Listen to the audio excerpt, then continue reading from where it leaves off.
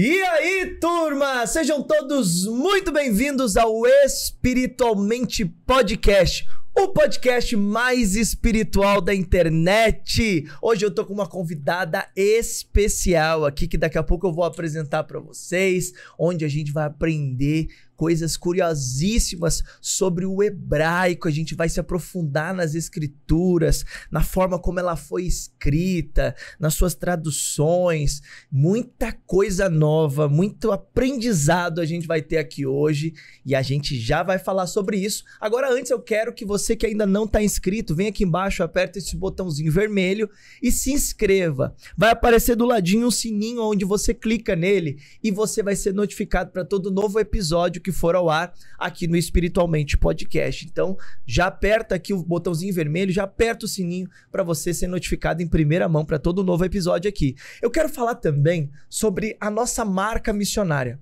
Eu quero falar sobre a Emaús.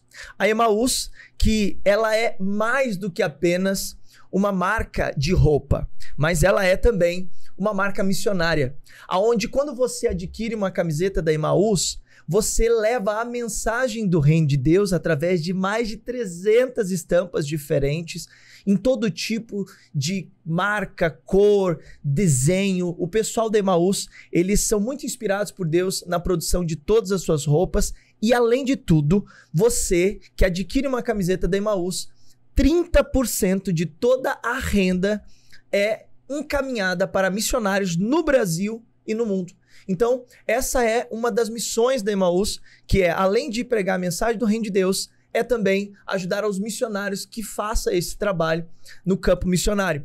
Então, você que é o nosso seguidor aqui, você que é inscrito aqui no canal e acompanha o Espiritualmente Podcast, você tem um cupom de desconto que é o Espiritualmente 12, onde você recebe 12% de desconto em qualquer peça de roupa que você adquirir na Emaús. Quando você entrar no site, você se estiver pelo celular acompanhando aqui o podcast, você pode clicar no link. Se você estiver acompanhando pela televisão ou pelo computador, você aponta a câmera do seu celular aí nesse QR Code e você vai poder, então, entrar direto no site. No finalzinho, coloca o cupom de desconto Espiritualmente 12, você tem 12% de desconto, você se veste muito bem, leva a mensagem do reino e ajuda os missionários a cumprir a missão do nosso Senhor Jesus, tá bom? Então, eu quero falar agora sobre a nossa convidada de hoje. Deixa eu apresentar ela para vocês.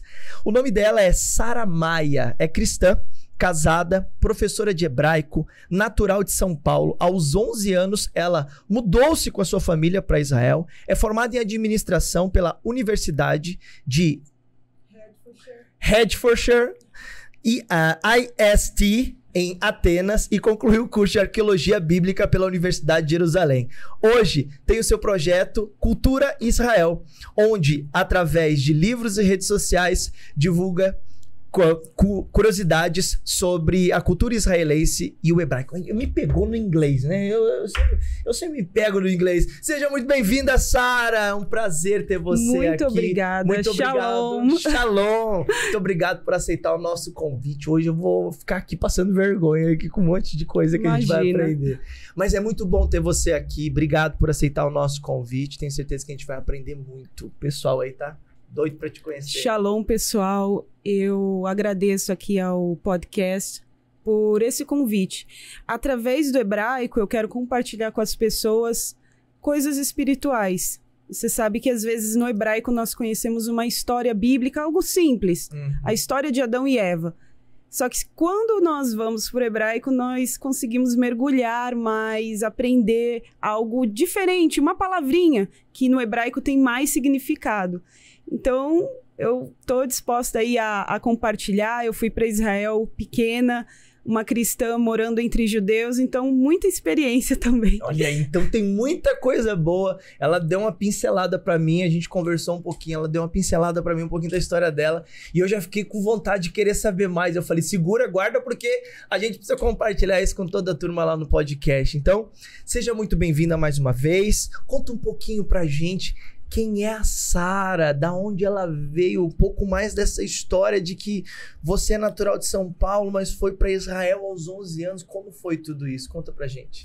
Então, os meus pais missionários foram enviados para Israel, evangelismo. Então, Isso já faz alguns anos. E na época eu tinha 11 anos, o meu irmão 2 anos mais velho. Fomos para Israel sem conhecer a cultura judaica, sem ser judeus. E eu, cristã, sempre mantive essa fé por causa da minha família. Mais tarde eu mesma decidi seguir a Cristo. Só que o mais interessante foi ser uma cristã entre judeus. Poucas pessoas sabem, mas em Israel a maioria é o único país judaico do mundo, ou seja, um país que segue as tradições, a cultura. Nós temos muitos países muçulmanos, muitos países cristãos, mas o único judaico do mundo é Israel. E é totalmente diferente. Então, quando eu cheguei em Israel, fui para a escola e não sabia nada de hebraico, nada. Então, comecei a ter ali as minhas dificuldades. É muito difícil, porque é um idioma que vem da raiz semita. É um idioma que tem origem nessa raiz semita, do norte da África e também nessa parte da Ásia. Então, ela é um idioma que vem o árabe, o hebraico, é uma mistura. Então, ele não se parece, resumindo, não se parece em nada com o português, com o inglês, com nada. Então, quando eu cheguei, nenhuma palavrinha aparece. Aí eu cheguei, fui para a escola, cheguei na escola e comecei a ter as minhas dificuldades, mas criança pega rápido o idioma. Uhum. Querendo ou não, a criança tem uma aptidão, né, tem uma aptidão para desenvolver de uma forma mais rápida o idioma. Então, foi isso que aconteceu. Eu tinha algumas experiências, não sei se eu conto agora. Fica à vontade, com certeza. Então, eu tive algumas experiências sendo cristã. Um dia, no meu caderno da escola, eu levei, não conhecia a cultura judaica, não sabia que judeus não creem em Jesus. Isso é uma coisa que poucos sabem. Eles acreditam, muitas pessoas acham que porque os episódios da Bíblia aconteceram ali, então todo mundo crê em Jesus, todo mundo acredita nas Escrituras, e não é assim. Então, judeus não acreditam que Jesus seja o Messias, eles aguardam o Messias. E eu tinha ali escrito no meu caderno Jesus, em português. Só que, olhando para o inglês, é a mesma escrita. E um rapaz, ele viu essa escrita e começou a ficar assustado e perguntou: o que é isso? Mazé, em hebraico, mazé, o que é isso? At goiá, você é uma estrangeira, alguém que trai o nosso povo. Levantou, começou a gritar, eu não entendi por quê. Isso, crianças. Criança. Aí ele levantou, me deu um cuspe. Nossa. E eu fui para trás e logo vieram os alunos tentando separar, tentando segurar. Falando: não, calma, o que aconteceu? Não, essa menina é notzriá, é uma católica, porque para eles não tem diferença entre católico e evangélico. Não existe diferença entre protestantismo. Não tem diferença, porque vem de Nazareth. Notzriá vem de Nazareth. Nazareth é Nazaré. Então, todos que creem em Jesus de Nazaré são notzrim para eles, são católicos, seria assim para eles. Então, mais tarde eu fiz amizade com esse rapaz, ele foi essa criança, ele pediu desculpa pelo cuspe. Pediu. Ele queria saber de onde eu era. Um bom judeu. É um bom judeu. Mas eu fui aprendendo por que eles se comportam dessa forma. Não foi essa a minha única experiência, eu tive outras experiências como no começo eu não sabia, carregava uma cruzinha no pescoço, não sabia que isso era ofensivo. E eu fui aprendendo. Toda a história do povo judeu foi uma história de perseguição, de morte, de rejeição por causa de Jesus. Muitos usavam essa situação. Judeu matou Jesus para poder perseguir.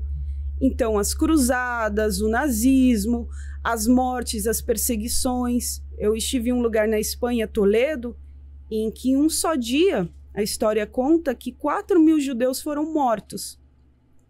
Ou seja, por quê? Não, eles são raça inferior, eles mataram Jesus, eles são traidores, eles... Então, foi repercutindo durante a história a cruz como algo negativo, uma maldição, algo ruim.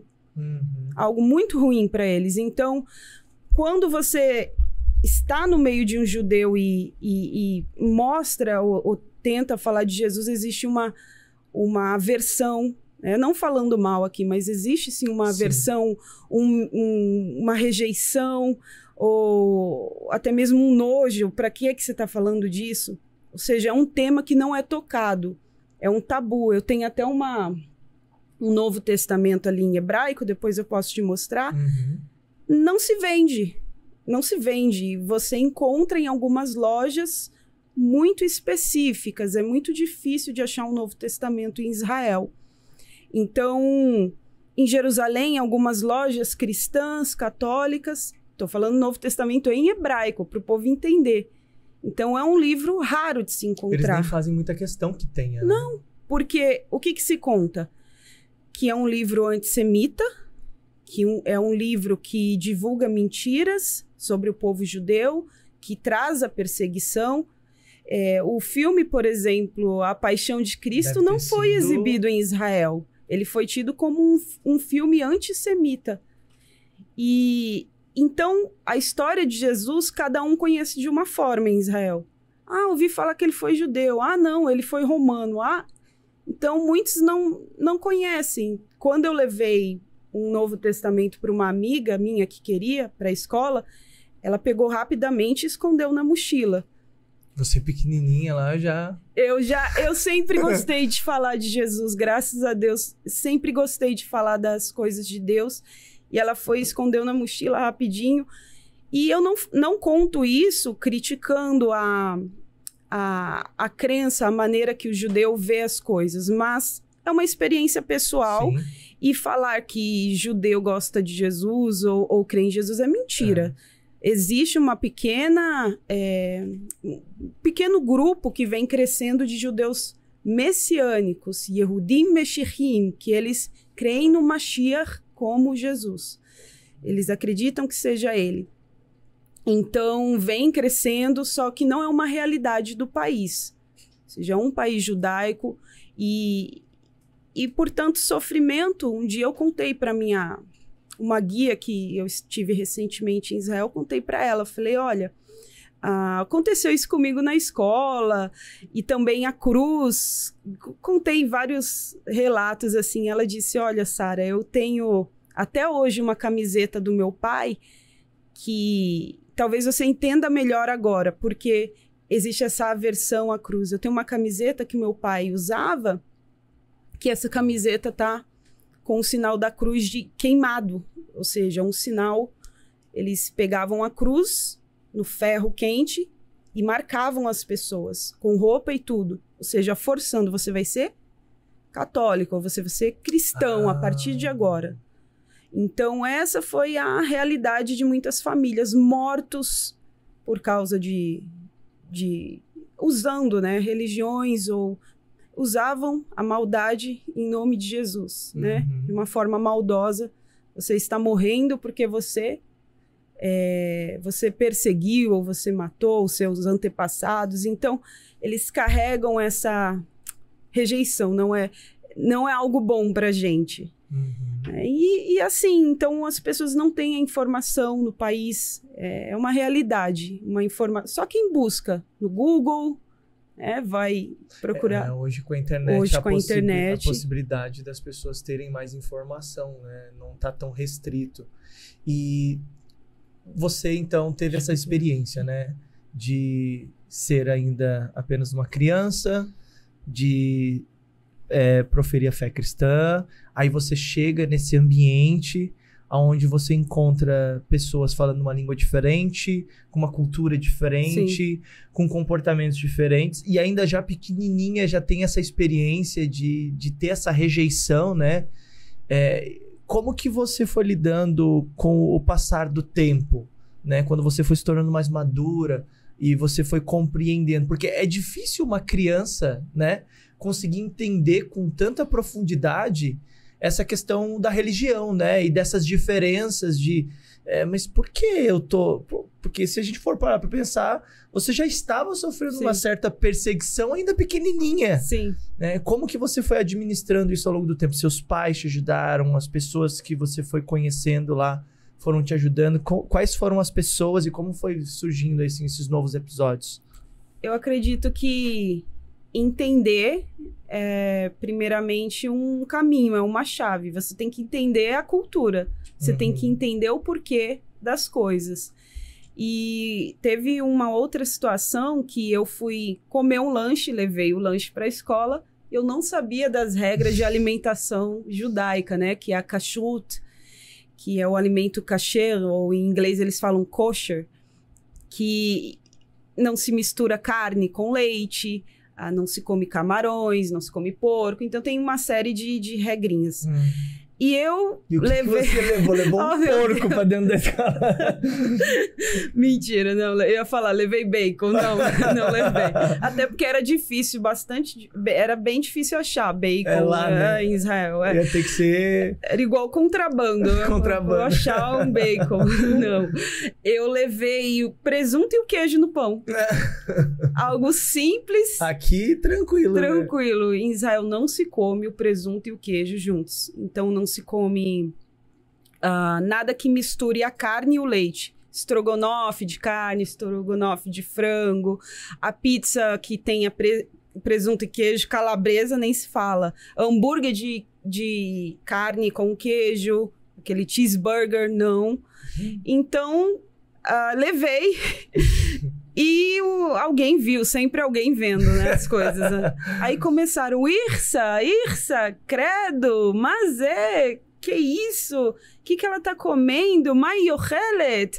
E aí eu não entendendo de novo o que eu tô fazendo de errado. O que eu fiz de errado. Coitado, que pena, cara, dá vontade. Parem de machucar ela, parem de maltratar ela. E eu comi, mas depois eu fui me informar o que estava acontecendo, por que a cultura do país. Então, nessa parte de Jesus, eu consegui entender a história dos judeus, de sofrimento, de rejeição, e também existe, claro, uma profecia, isso é bíblico também. Isaías 53 fala que eu vim, né, para os meus e eles me rejeitaram. E isso... até os dias de hoje. Para alguns é revelado, mas não é uma realidade. Que você chega lá, fala de Jesus e alguém não vai te... peraí.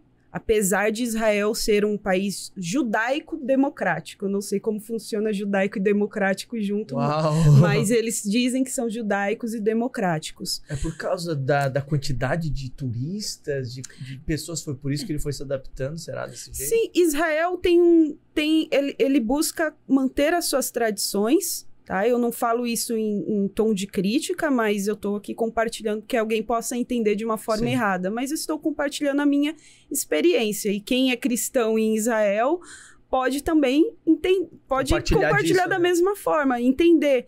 E tá entendendo o que eu estou falando. É um país que busca manter as suas tradições, busca manter a religião e também... aceita pessoas de fora. Então, você não é proibido de ter uma igreja evangélica lá, ou uma igreja cristã, como em um país muçulmano, por exemplo, seria proibido, dependendo da rigorosidade desse país. Então, não é proibido. Só que quando você começa a entrar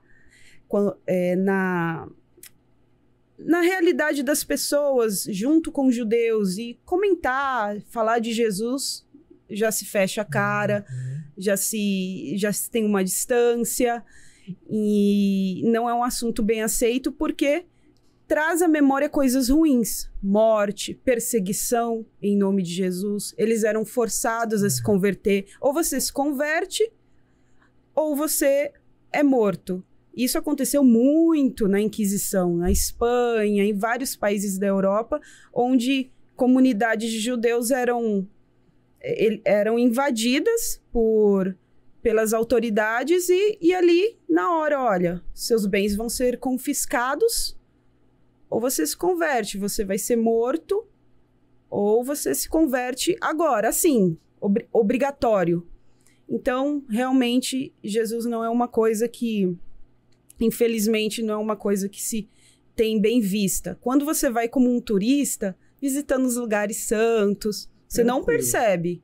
Você não percebe nada. Isso é na realidade ali, no dia a dia com o povo. E respondendo até a sua pergunta, que eu demorei, sim, para mim poder sair de tudo isso ou superar, eu tive que conhecer a cultura judaica. Conhecer, perguntar, entender. E também os meus pais eram como uma raiz mais firme. Ou seja, eles falavam sempre do evangelho, olha, é assim e tal. Mais tarde eu tomei a decisão de buscar a Deus por mim mesma, não porque a minha família era. Mas eu acredito que a chave é compreender, conhecer. Eu te dou até outro exemplo. Um dia, também na infância, porque eu acho que o que mais chocou foram a primeira vez quando as coisas acontecem é o que mais choca. Nós estávamos dentro de um ônibus, eu e o meu pai viajando, eu não lembro para qual cidade, e de repente o ônibus, a gente ouve uma sirene, um barulho horrível, é muito forte o barulho. E aquela sirene tocando, os carros vão parando, o ônibus vai parando, isso no meio da avenida. Já sei. E a gente, o que está acontecendo? É bomba, vai ter um ataque. Também tem essa história, essa situação de guerra também. E aí todos começaram a descer um a um do ônibus e ficar parados ali. A gente vai o quê? Vai fuzilar? O que vai acontecer agora? Não, brincadeira. E a gente desceu e eu olhava para ele, ele olhava para mim, sem entender o hebraico direito. E o que está acontecendo? E os carros literalmente, imagina aqui na Marginal Tietê, todo mundo parando o carro e descendo. Alguns ficavam dentro, outros fora, e a sirene tocando e as pessoas sérias, outras de cabeça baixa. O que é isso? Depois eu fui procurar entender que era o dia da Shoah, o dia do Holocausto, o dia que se presta uma homenagem, 1 minuto de silêncio pelas vítimas do Holocausto. E também tem o dia dos soldados caídos, então, que morreram em batalhas, os feridos. Então, se tem um respeito por quem... Ou seja, tem gente que morreu para você estar aqui. Então, existe esse respeito da população. E se você não para, você é um turista, você está lá ouvindo a sirene e continua. Por exemplo, no mercado, chamaram a atenção da minha mãe. Ela estava comprando, ela ouviu, o povo tá parado. Bom, vou continuar pegando aqui minha fruta. E ela ouviu uma... né? Vou mais furar a fila, já que todo mundo parou. Exatamente. Então, aí uma senhora chamou a atenção dela. Não, para, que coisa feia, falta de respeito. E quando o judeu fala, o hebraico, parece que você tá gritando, né? Fala alto, fala com a garganta. Tatsri, matossá. Assim, o que você tá fazendo? Aí ela parou. Não, tem que ficar quietinha aqui. Então você vai conhecendo a cultura. Imagina a pessoa com a sacola assim, com a maçã na mão parada. Assim. Sim, exatamente isso. Turista. Exatamente isso. E são várias experiências em Israel. Tem a situação também de guerra. Eu nem sei se eu posso falar porque o YouTube corta, né? Às vezes quando... Pode falar. E tem a situação também de guerra. Quando foi 2005, 2006, começou, se eu não me engano, o segundo levante palestino, que foi a intifada contra Israel. Aí sim, não se tinha um sistema de defesa tão bom como se tem agora, que é aquela Kipat Barzel, que é aquela cúpula de ferro que protege o país de ataques que vêm pelo ar. Míssil caseiro ou míssil de qualquer forma. Israel tem uma tecnologia que consegue não deixar cair sobre o território. Quando cai é num campo, é num lugar que não tem moradia. Não habitado, porque fica um soldado ali de trás. vários, com 24 horas, quando sabe que tem ataques, acertando. Parece um jogo de videogame. Então, pega esse. Não, esse vai cair num descampado, então deixa. Isso tá acontecendo antes sua sirene também, né? Isso. Avisando. Imagina você pequenininha lá, como é que era pra você? Você já tinha essa noção de que a sirene, além do som, né? A população é preparada. O pessoal é preparado. É preparada. Na escola, eu não me lembro de quanto em quanto tempo, mas sempre tinha treinamento. Treinamento para terremoto. Treinam. Porque Israel eu já peguei terremoto também. Não tão forte como esse, mas já tremeu assim, racha alguma parede, mas nada tão sério como teve na Turquia. Então eles têm o treinamento para terremoto e treinamento para guerra, caso de guerra. E nesse caso de guerra, eles ensinam, você tem que, quando você ouve a sirene, você tem que entrar no seu quarto. Toda casa em Israel tem um quarto que ele é protegido. Eu e a minha família apelidamos de quarto bomba. É um quarto que ele tem uma janela de ferro mesmo. A porta parece uma porta de cofre. É blindada. É blindada. Isso salvou a vida de um brasileiro, eu não me lembro o nome, nesse último ataque que Israel sofreu. Se eu não me engano, foi no ano passado. Então, ele ficou dentro, a cozinha dele destruiu. Mas ele e a esposa foram salvos porque ficaram lá dentro. Então, é um quarto protegido. E então, você tem que entrar lá dentro, esperar passar a sirene, porque eles avisam antes, eles conseguem ver se algo está sendo lançado contra o país, e aí toca aquela sirene na região, né? No país todo, não. Por exemplo, se é só no norte, às vezes você tá no sul, você nem sabe o que está acontecendo. Isso acontece muito. A ameaça tá. Às vezes na rede social alguém coloca Israel sob ataque. Não, é só uma parte, às vezes. Então você ouve a sirene, entra no quarto, e se você tá na rua, existem lugares protegidos. Tem placa. Aqui tem um bor bitachon, que é um buraco, literalmente, para você se proteger ali. Na escola, eles fazem um treinamento. Tocou a sirene, todo mundo sabe para onde ir. Desce as escadas, vai para esse quarto. Então, existe essa consciência de segurança.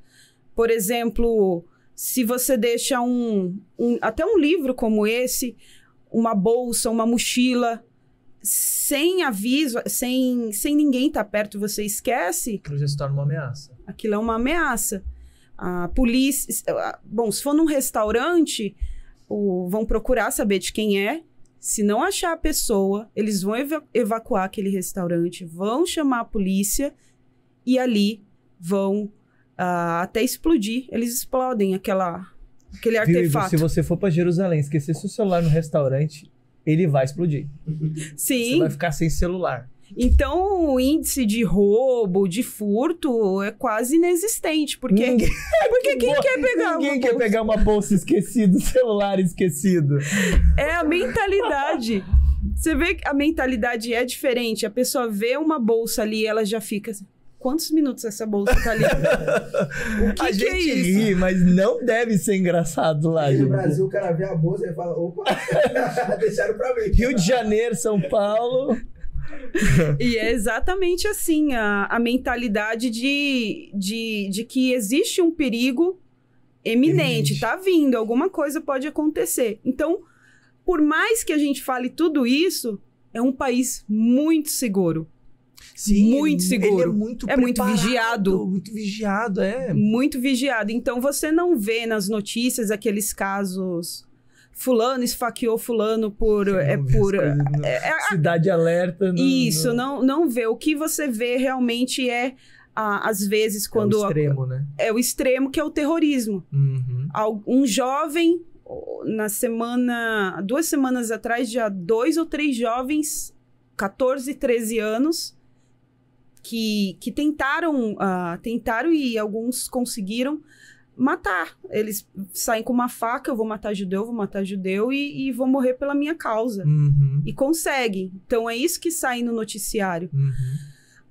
Então, Israel está preparado e prepara a população. Desde pequenininho, porque isso acontece não só em casa, mas também nas escolas, né? As escolas também Isso. preparam os alunos, porque pode acontecer durante um período de escola, né? Sim, e também no trabalho.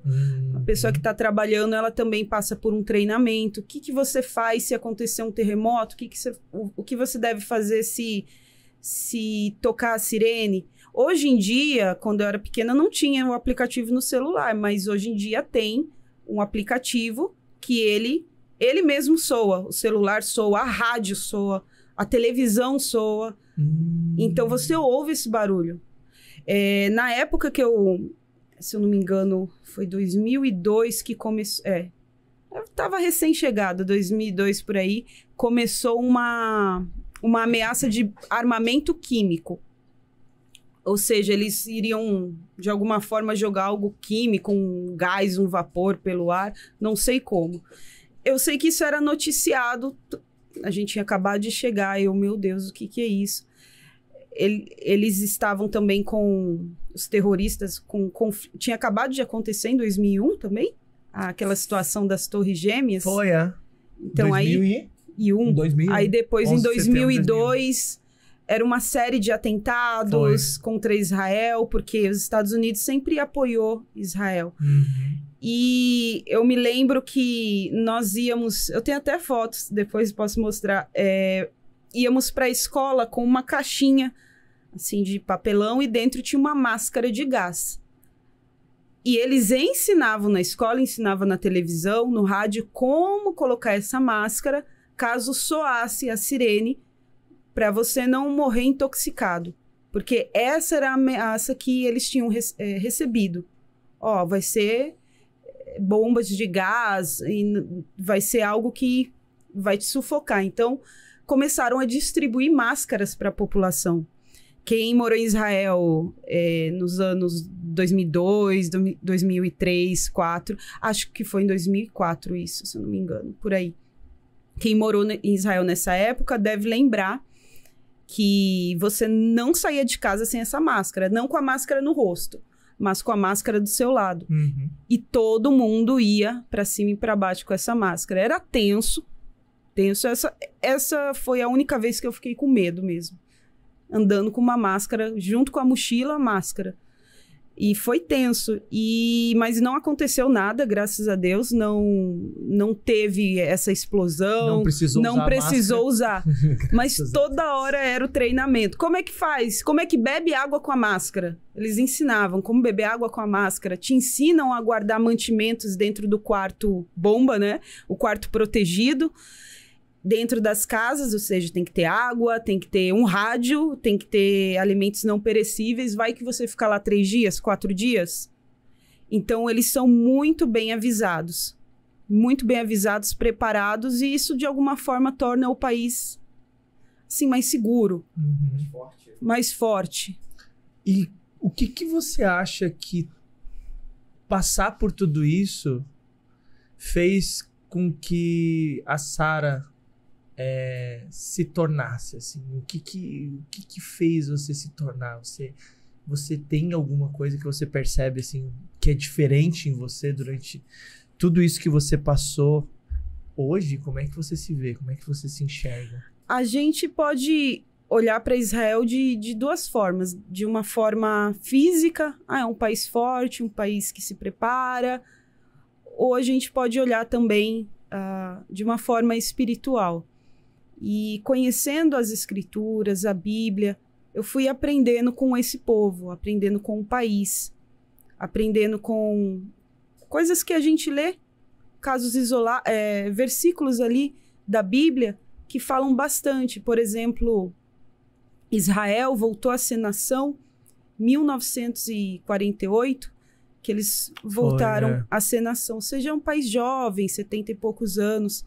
Então, existe uma profecia na Bíblia, se eu não me engano, em Ezequiel, que retornariam, Deus falando com o povo através do profeta, os seus exilados vão retornar, mulheres grávidas, cegos, coxos, e muitos rabinos, eles falam isso, que na época, talvez 1930, ou anos antes disso acontecer, eles pensavam, como que vai retornar para Israel, pessoas do mundo todo, paralítico, coxo, como que vão retornar? Como que isso vai ser possível, restaurar essa terra? Como? E inventaram o avião, né? Você vê que teve a invenção do avião. Israel conseguiu a maioria dos votos, que inclusive quem presidiu essa assembleia na ONU foi um brasileiro, o Oswaldo Aranha. E ele é lembrado com muito carinho em Israel. Tem ruas com o nome do Oswaldo Aranha, praça e até um monumento. O brasileiro que ajudou esse sonho se tornar realidade. Então, essa profecia de que retornariam seus exilados, retornariam todos grávidas, pessoas com uma maior dificuldade de locomoção retornariam.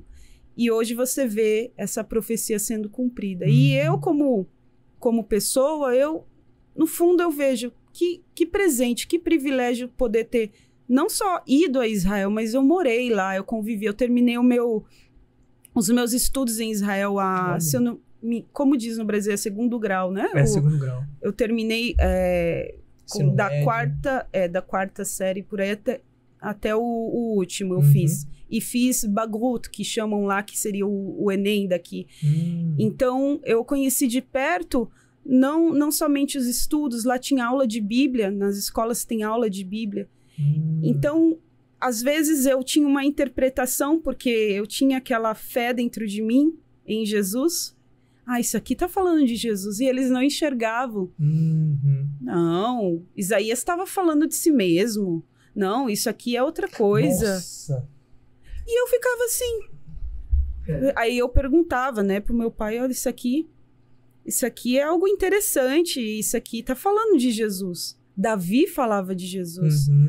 Então, eles não viam dessa forma. Eu tive eu aprendi muito com eles, mas tive algumas discussões com o meu professor de Tanar, que chama Tanar, que é Torá, Pentateuco, Neviim, que é os profetas, e Ktuvim, os escritos. Essa é a Bíblia em Israel. Tanar. Não tem Novo Testamento. Então, eu falava, ele em uma aula falou assim, olha, esses dois reis de Israel, temos Saul e temos Davi. Deus, ele que escolhe quem ele quer perdoar. É Deus que escolhe quem ele vai perdoar. Porque os dois cometeram pecados e só um foi perdoado. Aí eu falei assim, olha, não é bem assim não. Davi, ele tinha um coração. Você vê que ele diz assim, não tira de mim o teu Santo Espírito. Não afasta de mim a tua presença. Cria em mim, ó Deus, um coração limpo. Olha a preocupação de Davi. Já Saul, ele queria o reinado dele, que o nome dele se perpetuasse. Olha só o coração, não tá diferente? Aí ele olhava assim e falava, teu pai é rabino? Você é família de rabino? Tem alguma coisa estranha em você, menina. E com eles eu fui aprendendo também. Era muito interessante as aulas de Bíblia, porque eu aprendia e às vezes discutia. E assim, se quiser eu continuo falando sobre isso. Teve por exemplo, quando você conhece, indo agora para o hebraico, quando você conhece o hebraico, você consegue entender mais profundamente o significado das coisas. E no primeiro versículo da Bíblia, diz assim, né? De Bereshit, que é Gênesis, que em hebraico é Bereshit, bara Elohim et hashamayim ve'et haaretz. No início... Vai, todo mundo em casa repetindo. Bereshit, bara Elohim et hashamayim ve'et haaretz. No início criou Deus os céus e a terra. Simples. Só que no hebraico, bará, que é criou, ou vem do verbo livrou, criar, é um verbo exclusivo para Deus. Em português não é assim. E isso que eu acho interessante no hebraico, que existem verbos que só são direcionados a Deus. Ou seja, só Deus pode se expressar dessa forma, ou só Ele pode fazer isso. Então, em hebraico eu não falo, eu vou criar um novo design, eu vou criar algo novo. Não, eu vou inventar, eu vou fazer, né? Eu não vou livrar, eu não posso criar. Então, quem cria é Deus. E o mais interessante, e quando você fala, poxa, Davi, o que ele pediu para Deus? Cria em mim, ó Deus. Ele fala bi, ou cria no futuro, bara é no passado, e bra, com o B, com o ezinho, é cria no futuro. Cria em mim, ó Deus, Elohim, lev ta'or. Cria em mim um coração limpo. Então ele estava pedindo uma coisa que só Deus podia fazer. Ninguém podia fazer isso. Ele não pediu para Deus melhorar. Ele não usou outro verbo. Ele usou o verbo da criação. Ou seja, ele reconheceu, isso foi depois de um pecado, né? Ele reconheceu que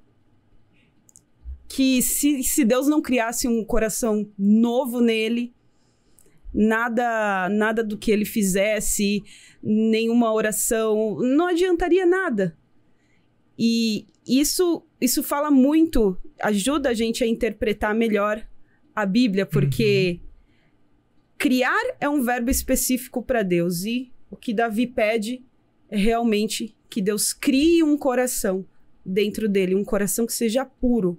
Ou seja, ele reconheceu que ele não tinha isso. E é uma das coisas que o hebraico nos ajuda a entender, que é bonito, que é profundo. Você vai mais fundo, né? Ler a Bíblia já é algo que vai transformando o ser humano. Agora, quando você conhece palavrinhas... A gente acha que a gente tem...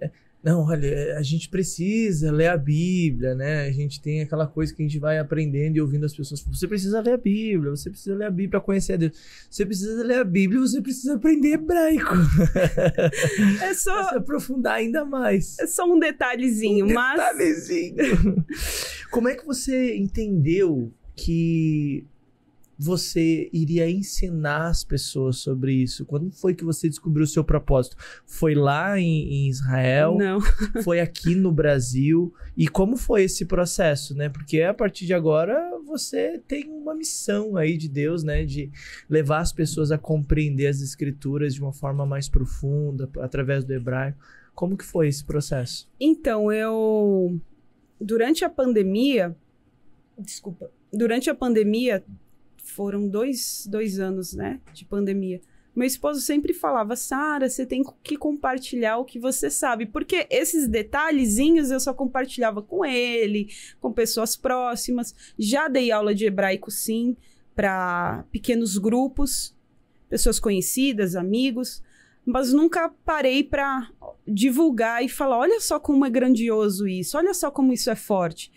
Foi durante a pandemia que parece que você vai pensando, não, eu vou fazer isso. Antes você não fazia isso? Não. Você fazia o que antes? Eu ajudava o meu esposo na agência de turismo. E passagens aéreas. Então, eu ajudava ele, sempre ajudei em tradução. Sempre recebi trabalhos de tradução, tanto com hebraico, tanto com inglês, espanhol. Então, eu ia fazendo isso. Agora, nunca tinha parado, mas dentro de mim sempre falava algo assim, você tem um talento e você tem que desenvolver. Pra que você foi pra lá? Pra que você aprendeu? Se você não vai, né, compartilhar. Então, eu comecei a fazer isso, é algo recente, o Cultura Israel, mas muita gente gosta, compartilha, assiste, porque de alguma forma não, fala com as pessoas. Às vezes uma historinha bíblica que você já conhecia, né? Como eu falei no início, você conhece, conheço a história do profeta tal ou do rei tal. Você sabe o significado do nome dele em hebraico? O nome dele é em hebraico? É. E o que significa o nome dele? Por exemplo, o profeta Ezequiel, que em hebraico é Yehezkel, que significa Hazak, que é força, força de Deus. E o que é mais interessante, o que esse profeta fez? Todo o ministério dele foi fortalecendo o povo, foi alguém que também advertiu as pessoas. Então, o significado do nome é muito curioso também, porque em Israel, até hoje, todo nome tem que ter um significado. É algo curioso. Você não dá o nome para a pessoa, primeiro que ninguém fica sabendo primeiro. Por exemplo, a tua esposa ficou grávida e você não anuncia. Pessoal, no Facebook, vai nascer... Vai nascer o João, vai nascer a Maria. Gente, vai nascer o nome dele, já borda a roupa, já faz...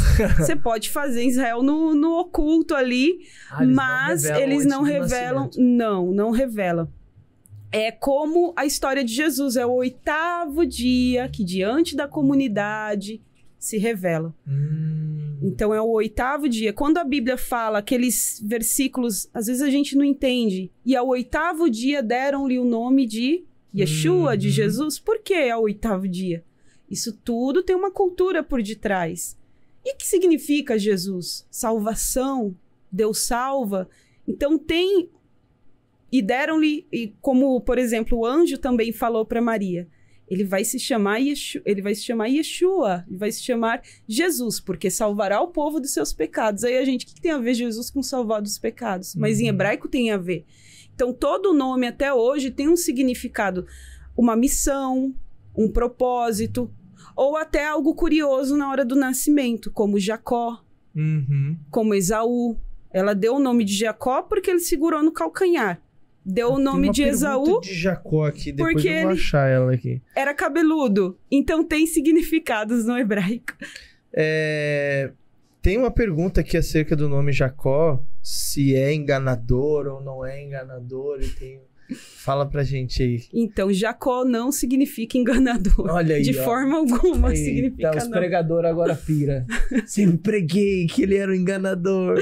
Como é que é? Mas essa é história? interessante porque quem fala isso é o irmão, a gente até entende. Ninguém é obrigado a conhecer o hebraico, né? Mas em hebraico, Yaakov é Jacó, Yaakov. E calcanhar é Akev. É muito parecido, não é só parecido. Se a gente puder trocar, o nome dele é calcanhar. Ou alguém que segura no calcanhar. Por que ela deu o nome? Ela não ia dar o nome à mãe de enganador. Nasceu um enganador. Não tem sentido isso, que nasceu um enganador. Ela deu o nome de Yaakov. Yaakov, porque no momento do parto ele saiu agarrado no calcanhar do irmão. Então, ele se tornou um enganador por causa das atitudes dele, do comportamento dele. E, de alguma forma, o irmão dele pensava, poxa, ele nasceu agarrado no meu calcanhar. Esse menino sempre quer tomar o meu lugar. Ele quer ser melhor do que eu, ou quer estar no meu lugar, mas não significa enganador. Assim como Esaú tem um significado por causa da característica dele. Esav, em hebraico, é Esaú, e Seal, em hebraico, é cabelo. Então, ele nasceu com cabelos, a mãe deu. Nasceu cabeludinho, ou nasceu calcanhar. É muito comum, na época, dar... É feito Jabes, não é? É tido com dores, Jabes, não sei. Esse eu não lembro. Talvez seja Iabes, né? Não sei. Agora eu atrapalhei tudo aqui. Mas é muito interessante isso, né? Porque as pessoas que elas frequentam as igrejas, ouvem as pregações, elas vão conhecendo algo sobre Deus e sobre elas mesmas no momento que elas vão se aprofundando nas escrituras. Agora, eu fico imaginando as pessoas que vão pra lá. Eu tenho um amigo, ele chama Luiz Saião, e ele faz viagens pra lá também. Ele é hebraísta, linguista, e ele diz assim, que ir pra Israel é conhecer a Bíblia em 3D. Até 4D. Né? 4D agora com a evolução da tecnologia, né? Então, assim, ir para Israel deve ser uma experiência incrível. Agora, tem lugares que é quase que inegociável não conhecer. Quais lugares seriam esses, assim, na sua opinião? Você que viveu lá, você morou lá. E às vezes, pelo que eu entendi, eu acho que vocês normalmente fazem excursões e viagens, levam pessoas pra lá também, não sei. Mas vai começar ainda. Vai começar ainda. Então, como é estar lá e quais são os lugares que as pessoas não podem deixar de conhecer indo a Israel? O primeiro lugar é Jerusalém. Jerusalém porque em Jerusalém aconteceram vários fatos, várias histórias que nós lemos, não digo histórias, mas fatos, como a prisão de Jesus, ali ele foi preso, ali ele foi morto e ali ele ressuscitou. Então, você consegue ver toda a trajetória dele, as últimas horas de Jesus dentro de Jerusalém. Ele foi ao Monte das Oliveiras e nós lemos também no Antigo Testamento É curioso que em Israel não se fala Antigo Testamento, porque não tem referência de novo, né? Tem. É que nem quente e frio, né? Não tem. Então, existe sim uma profecia que fala que o Messias colocaria os seus pés na sua volta no Monte das Oliveiras e aquele lugar se abriria em dois. Então, aquele lugar é um lugar muito especial para os judeus, para cristãos, para pessoas do mundo todo. Então, Jerusalém é muito visitada, muito visada. Todos querem Jerusalém, né? Então, a gente consegue também, em Jerusalém, conhecer muitos locais, por exemplo. O mais impactante de todos é o Monte do Templo e o Muro das Lamentações, né? Muro das Lamentações em português, mas em hebraico é só Muro Ocidental. Kotel Amaravi. Esse Muro Ocidental, ele era uma parede que Herodes construiu, uma parede de arrimo do segundo templo. Não é uma construção, vamos dizer, dos profetas que ajudaram a construir Neemias. Não é uma construção dessa época, é uma construção da época de Herodes. Ele reformou o templo, ele ampliou o lugar e fez uma parede de arrimo, fez aquele muro ao redor. Então é isso que sobrou. Porque o que Jesus disse que não ficaria pedra sobre pedra, não ficou mesmo do templo. Aquela é uma parede de arrimo, a única coisinha que sobrou do segundo templo. Então, quando você olha para aquelas pedras, você fala, Jesus visitou esse lugar. Tem as escadarias do templo também, as escadarias do templo, uma parte por onde as pessoas entravam, que aquelas pedras são milenares. Aquelas pedras, vários arqueólogos, eles comprovam. Aqui sim, se você tem um lugar que seja assim, original mesmo, é aqui. Porque Jerusalém é de camadas. Conforme vai chegando vai chegando o império, né? Vai passando os tempos, você vai construindo em cima do que estava. Então, Jerusalém mesmo tem uma opção muito legal que é recente, que é conhecer os túneis ali embaixo do Muro das Lamentações. Então, eles têm até um aqueduto de água até hoje que Herodes construiu, tá lá embaixo. Tem água lá até hoje. Então, com tecnologia romana, né, da época. Então, isso pertinho do Muro das Lamentações. Tem que agendar para entrar, por isso que não se entra com muita gente, grupos de 40, é pouquinha gente. E lá embaixo você tem um lugar que é o mais próximo que o judeu consegue chegar do Santo dos Santos. O mais próximo. Eles fizeram como um lugarzinho como de oração ali, porque eles não conseguem chegar no Monte Templo. O Monte do Templo, para vocês entenderem, é onde está aquela cúpula dourada, um lugar muçulmano, que os judeus não podem ir ali orar de forma alguma, expressar sua fé, fazer orações, senão causa até uma guerra. Quando os cristãos vão visitar, não pode levar cruz, bandeira de Israel, bandeira do Brasil, não pode andar de mãos dadas, é um lugar islâmico. Ali é uma divisão, assim, né? Então é um lado que é a parte muçulmana, né? Então, eu misturei duas coisas. Eu misturei o Muro das Lamentações, que é um lugar judaico... Com a cúpula. Com a cúpula. Lá é um lugar islâmico. Tá, mas ali a parte da cúpula não é a parte que as pessoas conseguem acessar ali pela parte de baixo, né? Pelos túneis. Não. Nos túneis é a parte do Muro das Lamentações. Que é a parte do antigo templo. Isso. Tá. Eles conseguiram fazer escavações ali, então os turistas conseguem visitar, porque o judeu é muito aberto. Você pode ser cristão, você pode ser quem for, você consegue visitar os locais que são sagrados para eles. Com o Islã é mais difícil, mas você consegue também, que é aquela parte da cúpula dourada. Que as pessoas veem nas fotos, nas imagens. Mas ali é outra parte, é outra coisa. Lá é outra coisa. Aqui Jerusalém é toda dividida. É o bairro cristão, é o bairro judaico, é o bairro muçulmano. Então, é bem difícil de entender, mas as pessoas convivem. Quem faz barulho mesmo quando tem um atentado é aqueles que são extremistas. Mas o povo em si convive. Convive cristão. Eles se relacionam. Se relacionam. Ninguém se mete na sua intimidade, ou seja, eu vou mudar a tua religião. E não, vou mudar isso. Não, mas eles convivem e querem paz. A maioria quer viver assim, tranquilo. Então, nessa parte da cúpula dourada, ali eles chamam de Monte do Templo, em hebraico, Arabait. Nesse lugar, existe uma pedra, ali é o Monte Moriá, o topo do Moriá. Ali existe uma pedra que, segundo uma tradição, isso não é bíblico, tradição islâmica, tradição judaica, dali o mundo se formou, o primeiro homem foi formado. Eu não sei muito bem se acreditam que ali é que ali é a origem do mundo. Ou seja, o lugar é muito especial, então eles acreditam que seja ali. Ali também, segundo a Bíblia,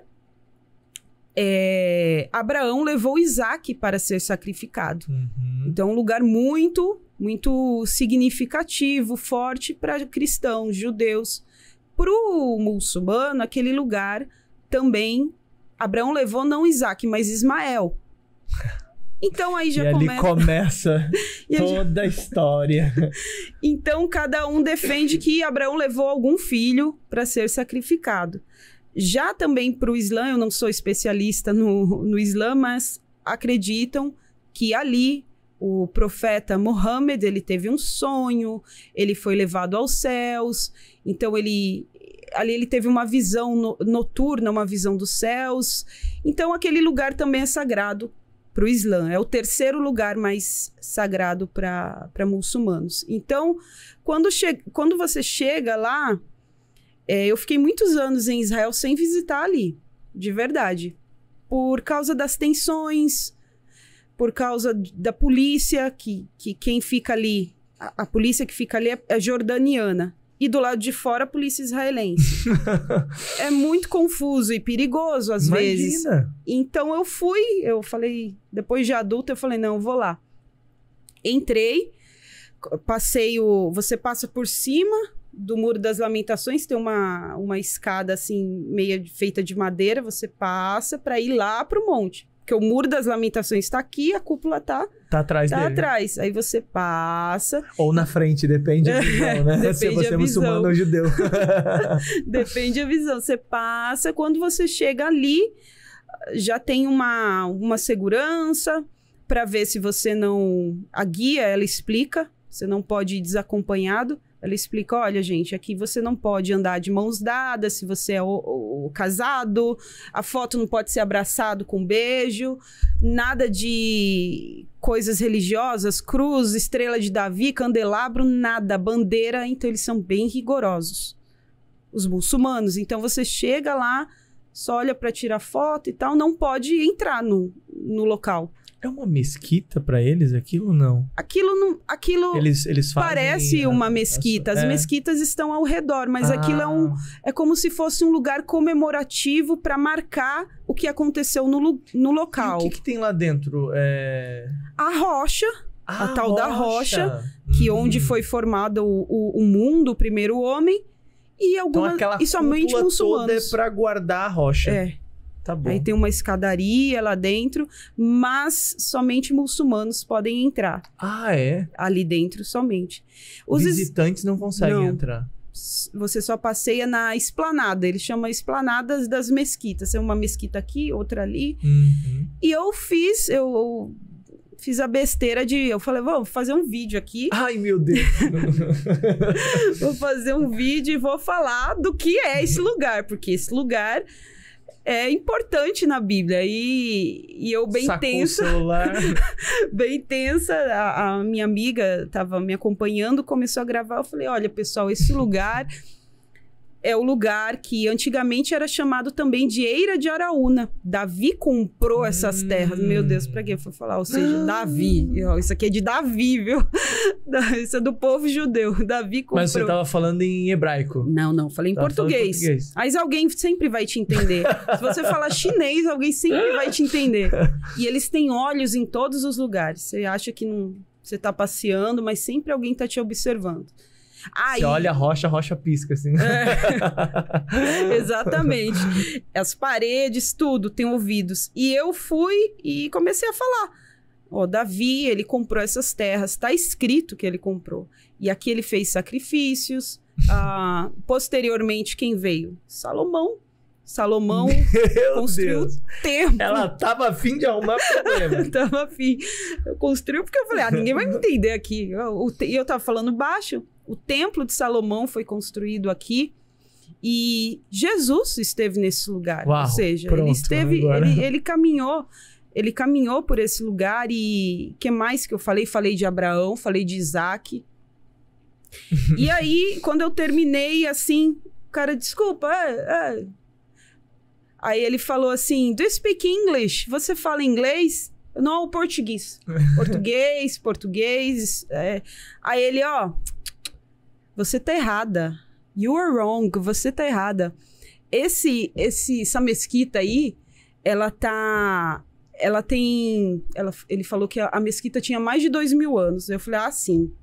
Aí eu pensando assim, sim, claro, Jesus andou aqui com Maomé. Eu pensando, sim, ele falando que o lugar era antigo, era antes de tudo, de toda essa história, e ele ficou bem bravo comigo. Você tem que falar as coisas bem, porque ninguém defende o nosso povo, ninguém defende os palestinos, o Islã, e eu comecei a sair de perto. Não, vamos embora. Aí quando eu fui lá na frente, porque você começa a chegar, aquele lugar é lindo, a cúpula começa a aumentar, você vai chegando... E aí tem um rapaz que, com certeza, jordaniano, é um policial apaisano, armado.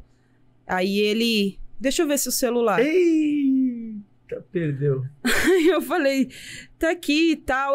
Aí você, pra apaziguar, você tem que falar Brasil, né? Porque Brasil... Todo mundo ama o Brasil. Quem não gosta? Todo mundo ama o Brasil, né? Brasil não tem problema com ninguém, né? Não tem problema com o Brasil. Aí de mim, se falar uma palavra em hebraico ali. Uma palavra em hebraico. Ou seja, você já... É um lugar que judeus não entram, israelenses não podem entrar, só turistas. Então, você vai como um turista. Não sei de Israel, nem sei de nada, não sei hebraico. Você tem que ir só falando português, que é a paz, né? Entre os dois povos. E eu fui e mostrei. Ele olhou assim rápido. Você tem foto? Ele não viu o vídeo. E um que ele viu, ele mandou apagar. Aí, não, isso aqui apaga. Não, aqui ele passou. Eu até coloquei na rede social.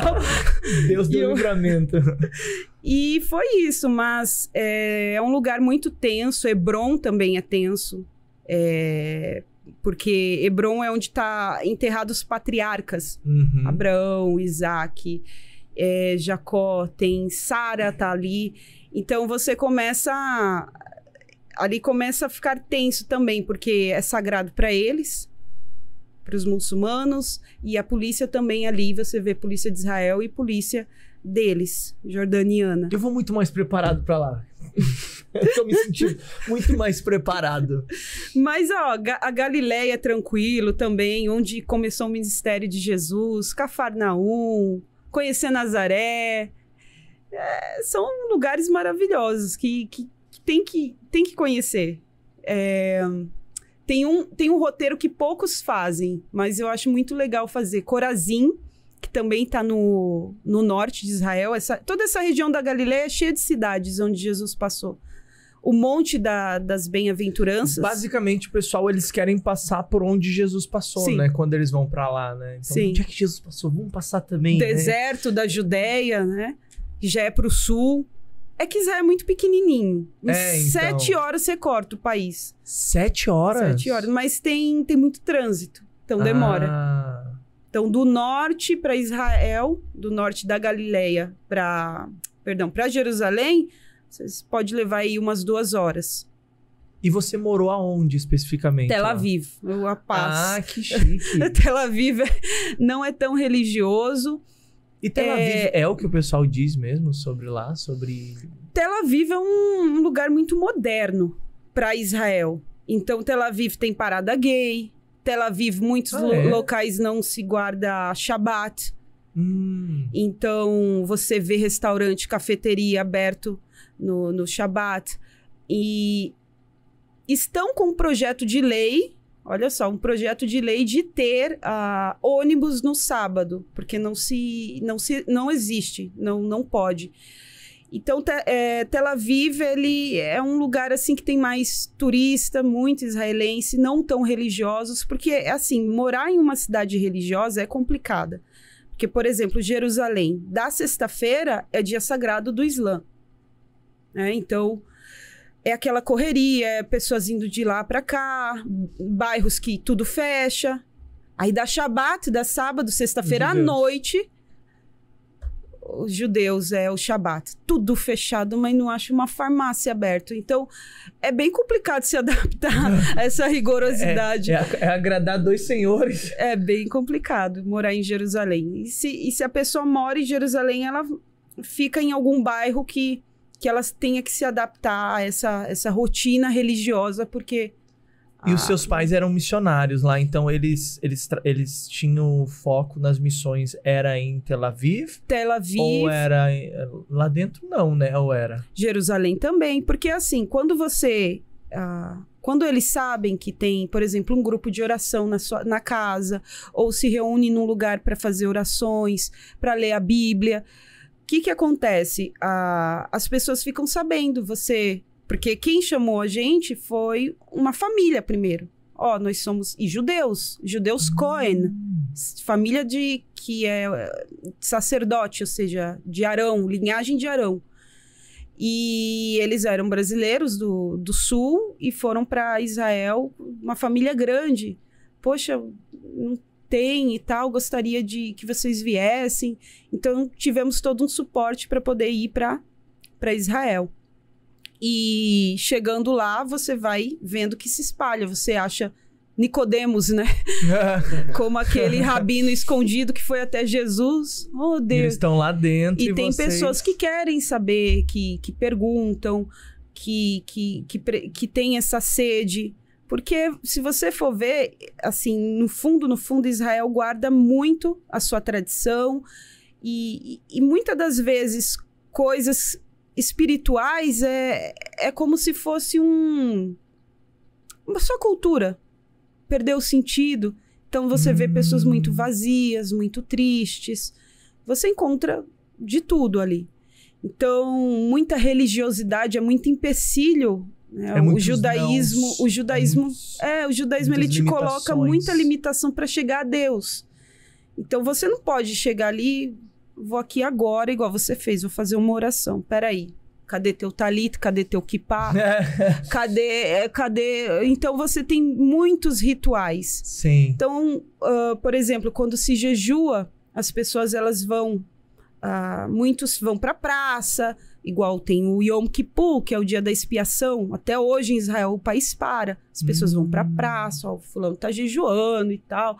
Então, Jesus falou, quando você jejuar... Lava o teu rosto, unge a tua cabeça. Quando você orar, vai para o seu quarto, porque o teu pai em secreto te ouve. E eles ficam ao ar livre, orando, te mostrando. Estou jejuando. Sou santo. Sou santo. A gente não sabe, né, a intenção do coração. Sim. Mas Jesus, ele foi bem no íntimo. Ou seja, tem que ser algo íntimo. Que o teu pai em secreto, ele vai te ouvir. Então, quando eu vi isso e li os versículos, gente, o povo não mudou. O povo não mudou. Por incrível que pareça. As pessoas não mudaram. 2000 anos depois, e parece que é a mesma mentalidade, o mesmo pensamento. E eu esqueci onde eu estava. Eu estava num... Não, a gente estava falando justamente sobre os lugares, né? E aí quem foi emendando a conversa foi eu querendo saber mais e mais. Qual era o idioma, afinal de contas, que Jesus falava, né? Porque as pessoas ficam na dúvida. Porque, gente, imagina, você estava lá, aonde Jesus passou. E ele era poliglota, ele sabia falar tudo, porque ele tinha todo o poder, então ele podia falar as línguas que ele quisesse. Mas qual era a língua matriz dele? Um dia faz um tempinho, eu fiz um vídeo perguntando assim, gente, qual idioma Jesus falava? E muitos davam essa resposta, porque ele era filho de Deus, ele falava tudo. Até a língua que não existia, ele falava. Entendeu? Ele veio, né, como homem, e ele se adaptou a esse corpo. Ele aprendeu, ele era criança. E na época de Jesus, se falava aramaico em Israel. Não só em Israel, mas em vários territórios ao redor. E é engraçado, porque de onde veio o aramaico? Sendo que o hebraico já estava na história do povo. Então, o aramaico ele veio com o exílio. Quando Israel foi invadida pelos babilônicos, vocês lembram da história de Daniel, dos amigos que foram para o palácio do rei Nabucodonosor? Ah, na língua dos caldeus. Eles foram para lá e lá se falava aramaico. E o povo ficou no exílio. Jerusalém ficou destruída, alguns judeus ficaram lá perdidos, mas a maioria do povo saiu, não tinha nada, tudo destruído. O templo destruído, queimado. Então, se aprendeu o aramaico. E quando o povo retorna para Israel, depois do exílio, para Jerusalém, para a reconstrução, se leva o aramaico também. Então, o hebraico ele ficou uma língua para se comunicar com Deus. Por exemplo, quando Jesus estava nessa terra, ele falava o aramaico com o povo, até porque o Pai Nosso ele é em aramaico. As falas de Jesus na cruz, por exemplo, Eli, Eli, lama sabachthani, ou Elahi, Elahi, lama sabachthani, em hebraico é muito parecido, se a gente for ver. Em hebraico é Elohi, ou Eli, Eli, lama azavtani, porque você me abandonou. Então é parecido, só que Jesus falava os dois idiomas, porque nas sinagogas se falava hebraico, a leitura, quando ele leu o livro de Isaías, ele leu em hebraico, e somente você vê que os nomes dos discípulos, existem nomes em hebraico, ou seja, se mantinha a tradição do hebraico, mas o que se falava no dia a dia era o aramaico. Sem falar que também os romanos que cuidavam, que administravam, era o império, e que esse império falava latim. Eita, poxa. Só que não existia como hoje, você vai na escola, vou estudar latim. Eu acredito que, de alguma forma, eles não ensinavam o povo de Israel o latim. Ou seja, quem tinha conhecimento do latim eram pessoas que estavam próximas aos romanos ou, de alguma forma, trabalhavam com eles. Até porque, se eu tenho um povo que é subjugado a mim, eu não quero que ele... Provavelmente. Exatamente. Eu não quero que ele aprenda meu idioma. Então, não era um idioma do povo. Os discípulos falavam latim. Né? Então, nós temos também o grego. Só que o grego era um idioma internacional. É como se fosse o inglês. A Bíblia ela é escrita em hebraico, aramaico e grego. Novo Testamento grego. O aramaico, aí nós conseguimos entender. Tô me sentindo muito inteligente aqui, pessoal. Mas é isso mesmo. O aramaico, por exemplo, o livro de Daniel, a gente vê porque tem escritos ali, foi escrito em aramaico, porque ele estava na Babilônia. Então, era o idioma que ele falava e o idioma que ele queria se comunicar com o povo. Então, até hoje, isso é tão interessante, o hebraico, manter o hebraico para não perder a tradição, para você não esquecer quem você é, não deixar de ser, perder a sua identidade. O hebraico tinha que ser mantido nas orações e nas leituras. E até hoje, olha só, é engraçado, você tem judeus pelo mundo todo. Tem judeus aqui no Brasil, tem comunidades judaicas em vários países. E as pessoas que nascem lá, as crianças, elas falam o idioma do país. Um judeu que nasceu no Brasil, ele fala português, perfeitamente. Mas se ele vai fazer uma oração, ele tem que fazer em hebraico. Se ele vai nas sinagogas fazer as canções em hebraico. E o livrinho, mas tem um livrinho ali e eu não sei ler hebraico, ó, isso aqui é hebraico. Eu não sei ler hebraico, vai estar transliterado do lado. Para você repetir. Então, é algo muito interessante que vem desde o passado. Você não pode perder o seu idioma. Você não pode perder. Esse é o seu idioma materno, natal. Ou seja, tem que andar com você.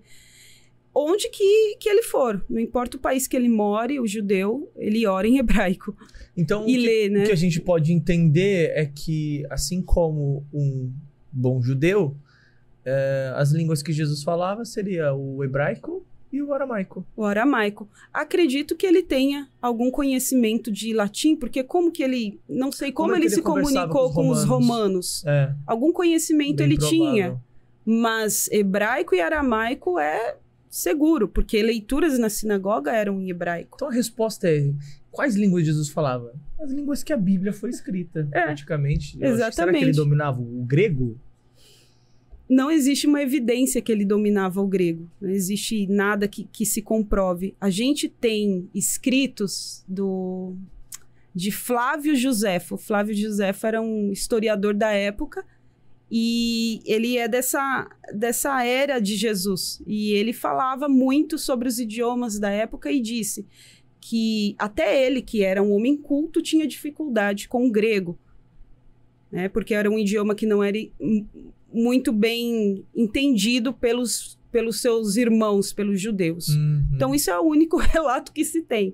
Mas nada impede. Filipe é um nome grego, acredito que era um discípulo. Vários discípulos falavam grego. Philos Hippos. Philos é amigo de cavalos. Olha!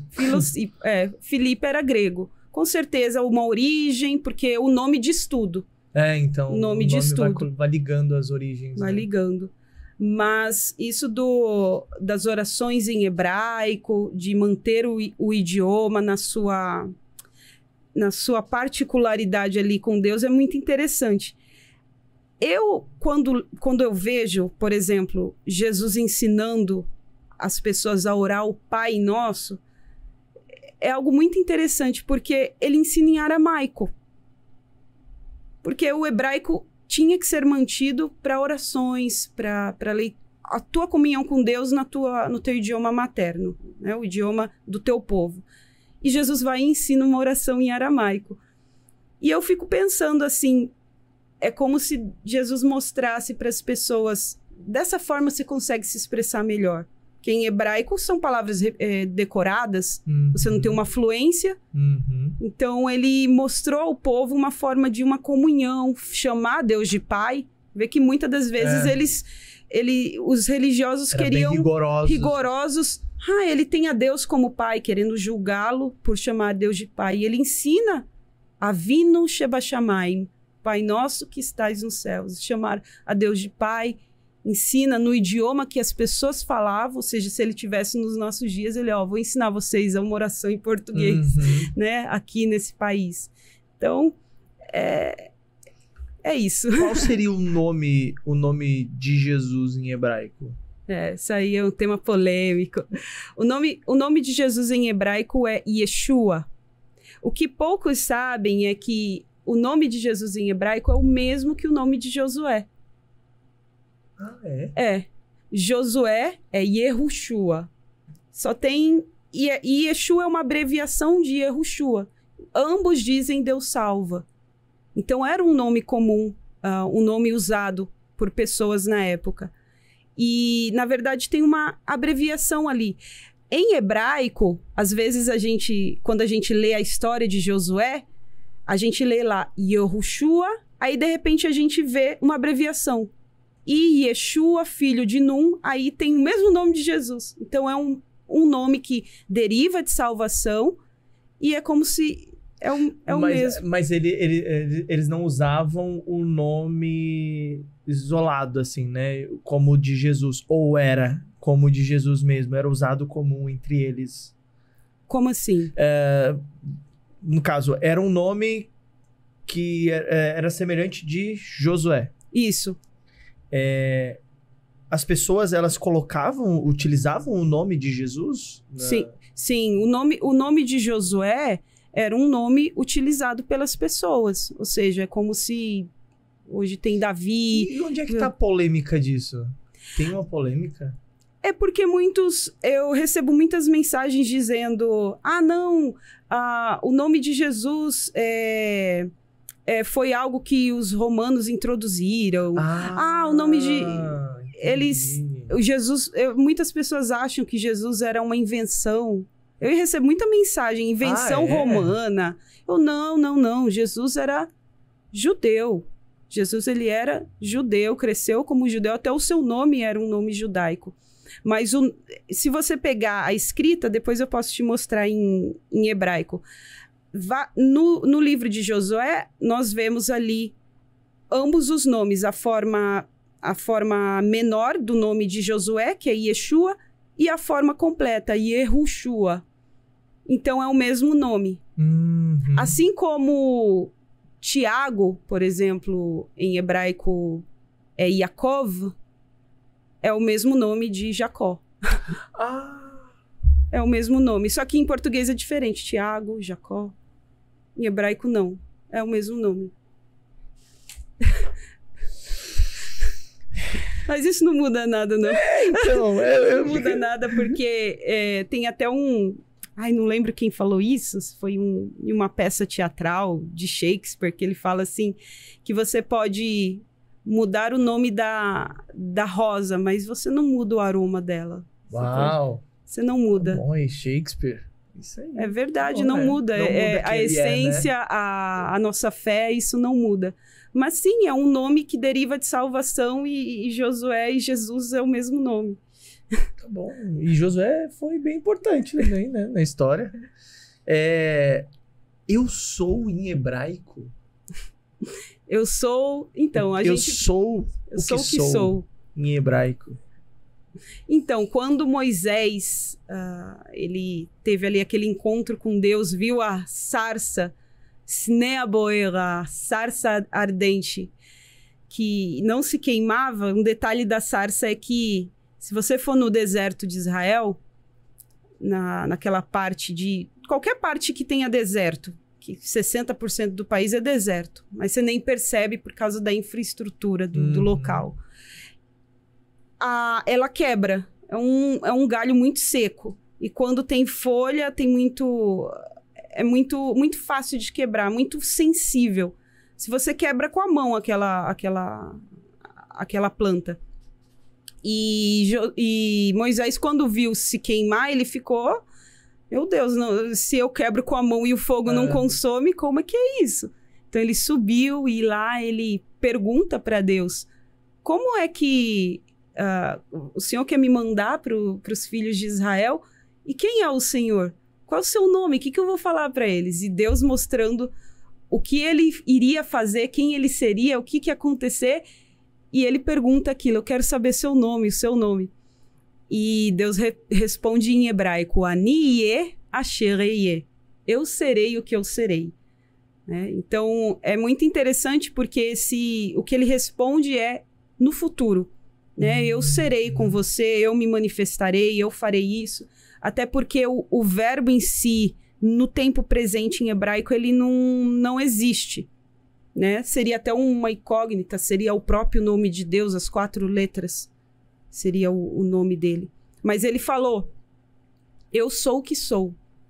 Em português, foi traduzido, eu sou o que sou. No mas presente, né? No presente, mas no hebraico está no futuro. Eu serei o que eu serei. Ou seja, eu vou me manifestar, eu vou fazer, eu estarei com você, é o que importa. Não meu nome. Então, Ani ye asher ye. Muito bom. E o nome de Deus em hebraico? São 4 letras. Yud, Rei, Vav, Rei. 4 letras. E essa letrinha Yud, pequenininha, é a mesma letra que começa o nome de Jesus. É a mesma...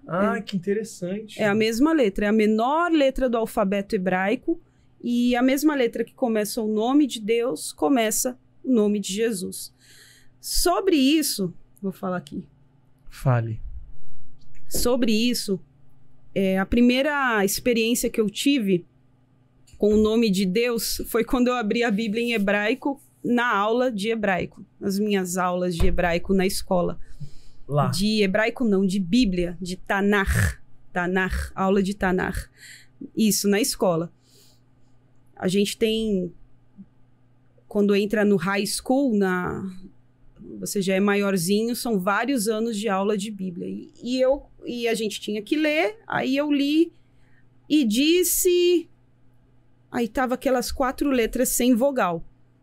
Porque no hebraico você precisa da vogal para poder ler, assim como em qualquer outro idioma. Só que as vogais, elas são pontinhos que ficam do lado, que ficam em cima, que ficam embaixo da letra. Igual você vê isso aqui. Tudo isso aqui é consoante, né? Da direita para a esquerda. E tudo isso são consoantes. Inclusive... Olha como é que é a capa. Ela não é como a gente está acostumado. Ah, é da direita para a esquerda. Direita para a esquerda. Então, tudo isso aqui são consoantes. Como é que eu leio isso em consoantes? Não tem nenhum pontinho aqui, porque você aprende. É a prática. Você aprende. Dá para ler sem consoantes. E o nome de Deus, a Bíblia em hebraico, ela está toda pontilhada, igual você vê aqui. Você vê que já muda. Tem muito pontinho, tem muito pontinho, tem muitas coisinhas que ajudam a você a ler, até porque o hebraico bíblico ele é um pouquinho mais antigo e ele também é um pouquinho mais... Digamos, algumas coisas significam outras. O hebraico bíblico tem um pouquinho de diferença do moderno, mas é o mesmo idioma. Qual a diferença do hebraico bíblico pro moderno? Moderno? Verbos, forma de falar, palavras que no hebraico bíblico existem, no moderno não existe. No hebraico moderno foram encaixadas várias palavras.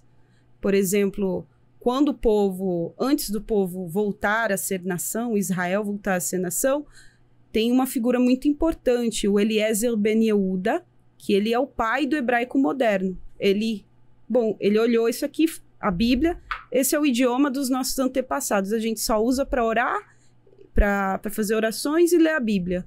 Ele vai ser idioma para ser falado, para a gente voltar a falar, porque cada um falava um idioma, os judeus estavam espalhados pelo mundo.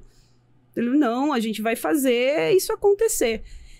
E ele teve muita luta, resistência de religiosos, porque eles diziam, não, isso aqui é sagrado. Pode mexer. Não, tem que usar só para oração. E ele conseguiu trazer para o moderno, e aí ele teve que encaixar. Ele fez o primeiro dicionário hebraico de hebraico para hebraico, ou seja, palavras que no tempo da Bíblia não existiam. Guarda-chuva, trem, sorvete. Então ele foi... resolveu a vida dos mineiros, ó, trem. Então, ele teve que encaixar palavras novas. Então essa é a diferença do moderno. Tem palavra nova, tem verbo novo. Televisão, tem verbos que na Bíblia não existiam. E o antigo ficou mais... Por isso que ele tem que ser estudado. Porque senão você... O que quer dizer isso? Um israelense, se ele não estuda, se ele não senta para interpretar, é como se ele lesse um português antigo, sabe? A gente lesse um português lá de Pedro Álvares Cabral. Aí você... Ele quis dizer o que com isso? Então, eu li esse nome em hebraico na Bíblia, na Tanakh. Toda a Bíblia é pontilhada, cheia de vogais. Mas o nome de Deus não tem. Na Bíblia, em hebraico, não tem. Só o nome, só os versículos, todos os versículos têm. Quando chega no nome de Deus, não tem vogal. Aí eu ficava assim. E Vaiomer, e disse... Aí eu jogava as vogais. E o professor falou assim, não... Tentando encaixar as vogais. Falou, não, pode parar, isso é proibido. Zé Assu? Altacia, dizer. Ele falou pra mim. Eu falei, por quê? Eu tô tentando ler. Ele, não, ó, isso aqui, essas 4 letras são sagradas. Esse é o nome de Deus e não se pronuncia. Aí eu falei, eu vou falar o quê? Assim pra não pronunciar o nome? Pra não pronunciar. Eles não escrevem. Pronunciar. Eles nem escrevem na lousa. Os mais religiosos, ou a maioria, eles não escrevem. Às vezes colocam a primeira inicial, A primeira inicial não, a segunda, o rei, e um apóstrofozinho, e não escreve todo.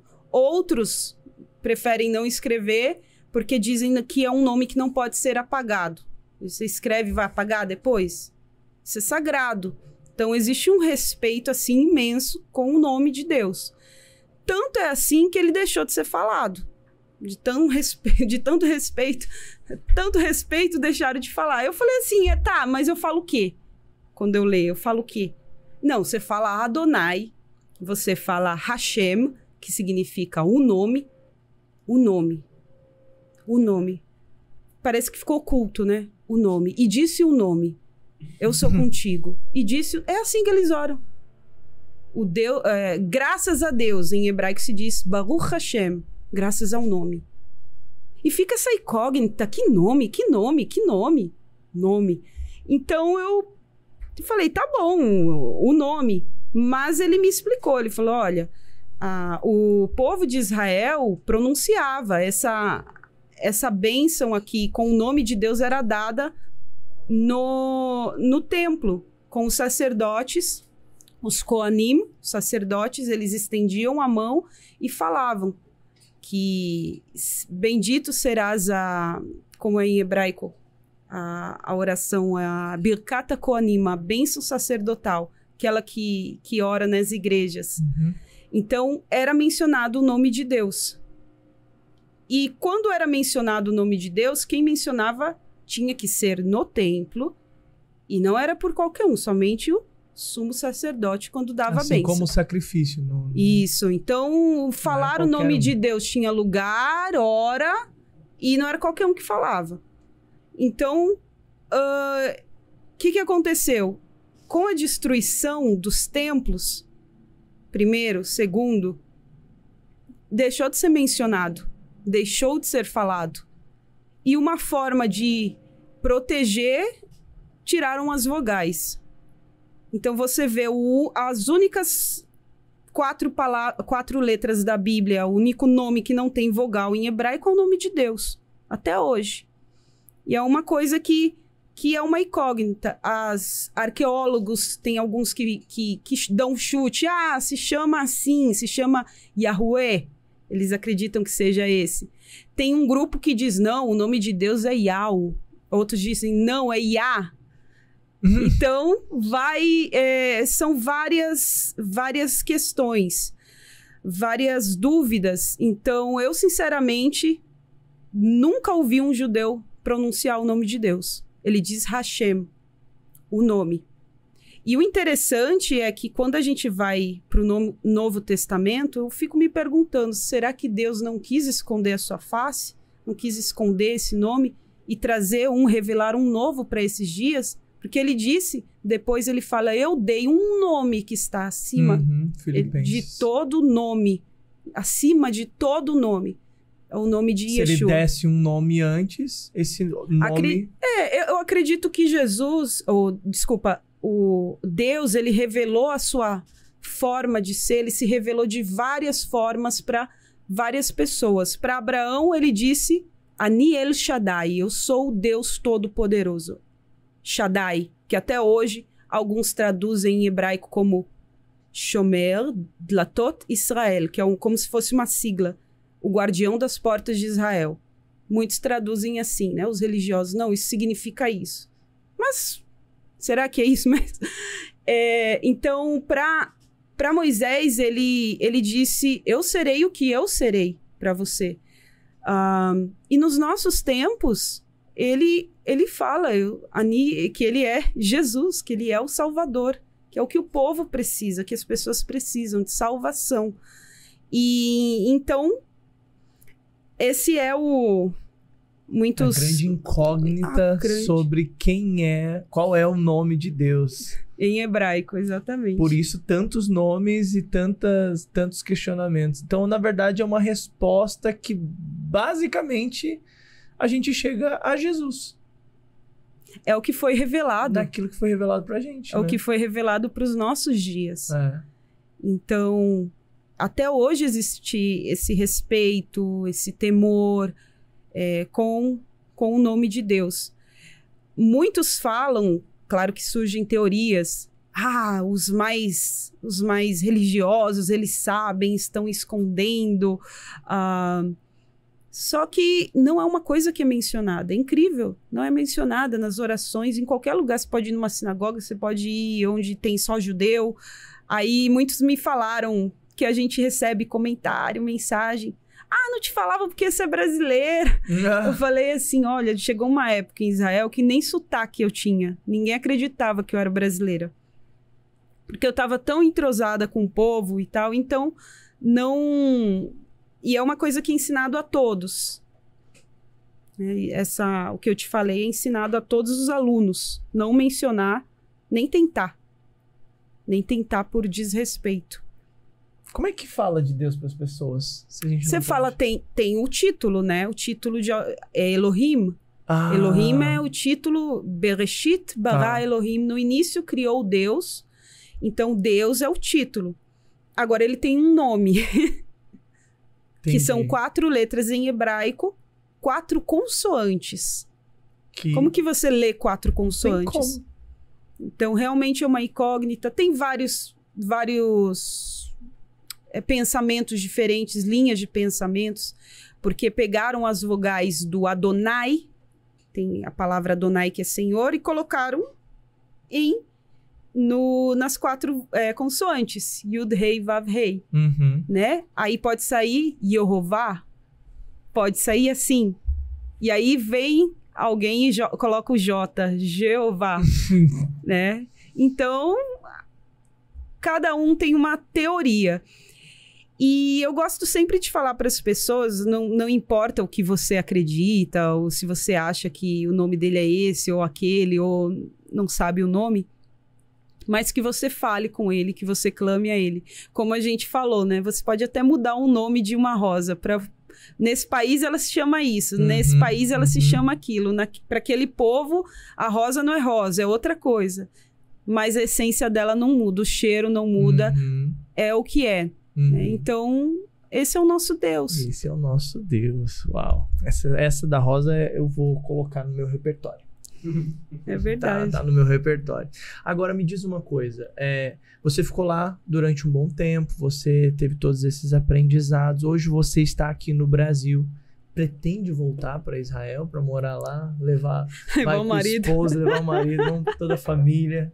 Então, não moraria. Eu acredito que ficaria um período de estudos. Eu tenho um plano de me aprofundar mais em certos assuntos. Mas não moraria novamente, até porque eu acho que sim, Israel é um lugar bastante rigoroso nesse tema de Jesus. No tema de alimentação também, que a gente está acostumado com uma pizza, um hambúrguer com queijo. Então você dá uma sofrida, assim, coisas que eu não me acostumei. Não gostei. E na minha casa eu mantinha os costumes de comer o meu presunto com queijo. Tinha um contrabando lá dentro da sua casa. Mas você encontra, né? Uma coisa impossível de... não existe ainda mais no em país. Tel Aviv, né? Em Tel Aviv você encontra. Mas antigamente era mais rigoroso ainda. E é isso. Mas sim, por um período de estudo, de conhecimento. E é isso. Tá bom. E deixa eu te perguntar uma coisa. A gente tá quase finalizando aí o nosso podcast. É muito bom, né? Foi muitas horas. A gente vai falando e a gente vai começando a ter as curiosidades e a gente não para, né? Porque se for pensar, tem muita coisa que vai sendo descoberta, né? Tem. E hoje você tá aqui no Brasil. O que você enxerga hoje do Brasil e Jerusalém acerca das disciplinas espirituais, da forma sobre como se adora a Deus, como se busca a Deus? Como você enxerga essa realidade? Porque lá é bem rigoroso, né? Aquela busca. Aqui no Brasil, a gente tem mais liberdade. Tem. Como que você enxerga essa diferença de lá para cá no Brasil hoje? Olha, por mais que Israel, Jerusalém, seja um lugar muito religioso, muito tradicional. O que eu vejo de positivo é que as pessoas são firmes no que elas acreditam. Ou seja, eu sou isso, eu vou até o fim. Então, ela mantém a fé dela até o fim. Por exemplo, eu recebi um casal de amigos há um tempo no Brasil, eles são israelenses, na bagagem, tudo comida kosher, que é kasher, que comida certificada pelo ministério, pelo rabanuto, pelos rabinos, biscoito, bolacha, um monte de coisa. Eu abri a mala, meu Deus! Por quê? Eles acreditam e eles vão até o fim. Ou seja, eles não mudam, vai mudando. Ah, eu vou abrir exceção, concessões, isso aqui tá tudo bem. Então, às vezes é um perigo, porque nós estamos num país que é um país livre, liberal. Então, a pessoa vai... Ah, eu sou cristã e não levo isso a sério. Ela não sabe o que é isso de verdade. Ela não entendeu que quando eu carrego o nome... Aí entra uma curiosidade do hebraico, que você vai achar interessante. Quando a Bíblia fala em hebraico não falar o nome de Deus em vão, ou não... Em hebraico está mais como tomar, mais de carregar. Não carregar o nome de Deus em vão. Ele não está falando de boca. Ah, eu falei Jesus num momento que não era para falar. Não é isso. Você representa, você se diz cristão, você se diz alguém que ama a Deus, que serve a Deus. E olha a vida que você vive, né? Ou seja, você está levando em vão o nome dele. Você leva na sua vida um nome que você não respeita. Então, é esse o sentido do não tomar o nome de Deus em vão. Então, em Israel, eu vejo que as pessoas, por mais tradicionais que sejam, elas respeitam e mantêm uma cultura que é milenar. Você vê que tem tradição, tem coisas que são feitas. Até hoje, a festa dos tabernáculos que Jesus foi, existe. Até hoje, a Páscoa que Moisés instituiu tem que ser feito. Com pão ázimo, com pão sem fermento. No mercado, eles lacram a parte de fermento. Bolacha com fermento, bolo, fica tudo fechadinho ali. Se você quiser, você puxa ali de baixo, pega, né? Mas vai ser contrabando. Ninguém vai te dizer assim, não faz, mas eles mostram, ó, que a gente respeita. Nesse estabelecimento se respeita a tradição, se respeita a... Eu digo tradição, mas na verdade é algo bíblico, né? Sim. Algo bíblico que eles seguem até hoje. E é isso, eu vejo essa diferença que às vezes há muita liberdade, que a pessoa, não, isso não tem problema, falar desse jeito não tem problema, ou... Enfim, ela vai abrindo as concessões e vai se perdendo. Ela não é cristã, né? No ser dela. Só na fala, né? Só na fala. E as pessoas estão tão preocupadas, muitas vezes, em não usar o nome de Deus em vão e acabam, muitas vezes... Carregam em vão. Exato. O que você... Agora falando de carregar, né? O que você carregou de lá pra cá que hoje você aplica na sua vida com Deus, seu dia a dia? Porque eu imagino que exista alguém, né, que tá aqui no Brasil e que serve a Deus, que busca Deus e tal. Aí a pessoa vai pra lá, obviamente ela vai aprender muitas coisas, né? Teve algumas coisas que você trouxe de lá pra cá e você aplica na sua vida com Deus, no seu dia a dia? Ou você teve a sua fase lá e ficou lá, você não trouxe nada? Como que ficou isso? Eu acho bonito a tradição, a cultura, mas o que eu mais carrego é essa forma firme do judeu ser.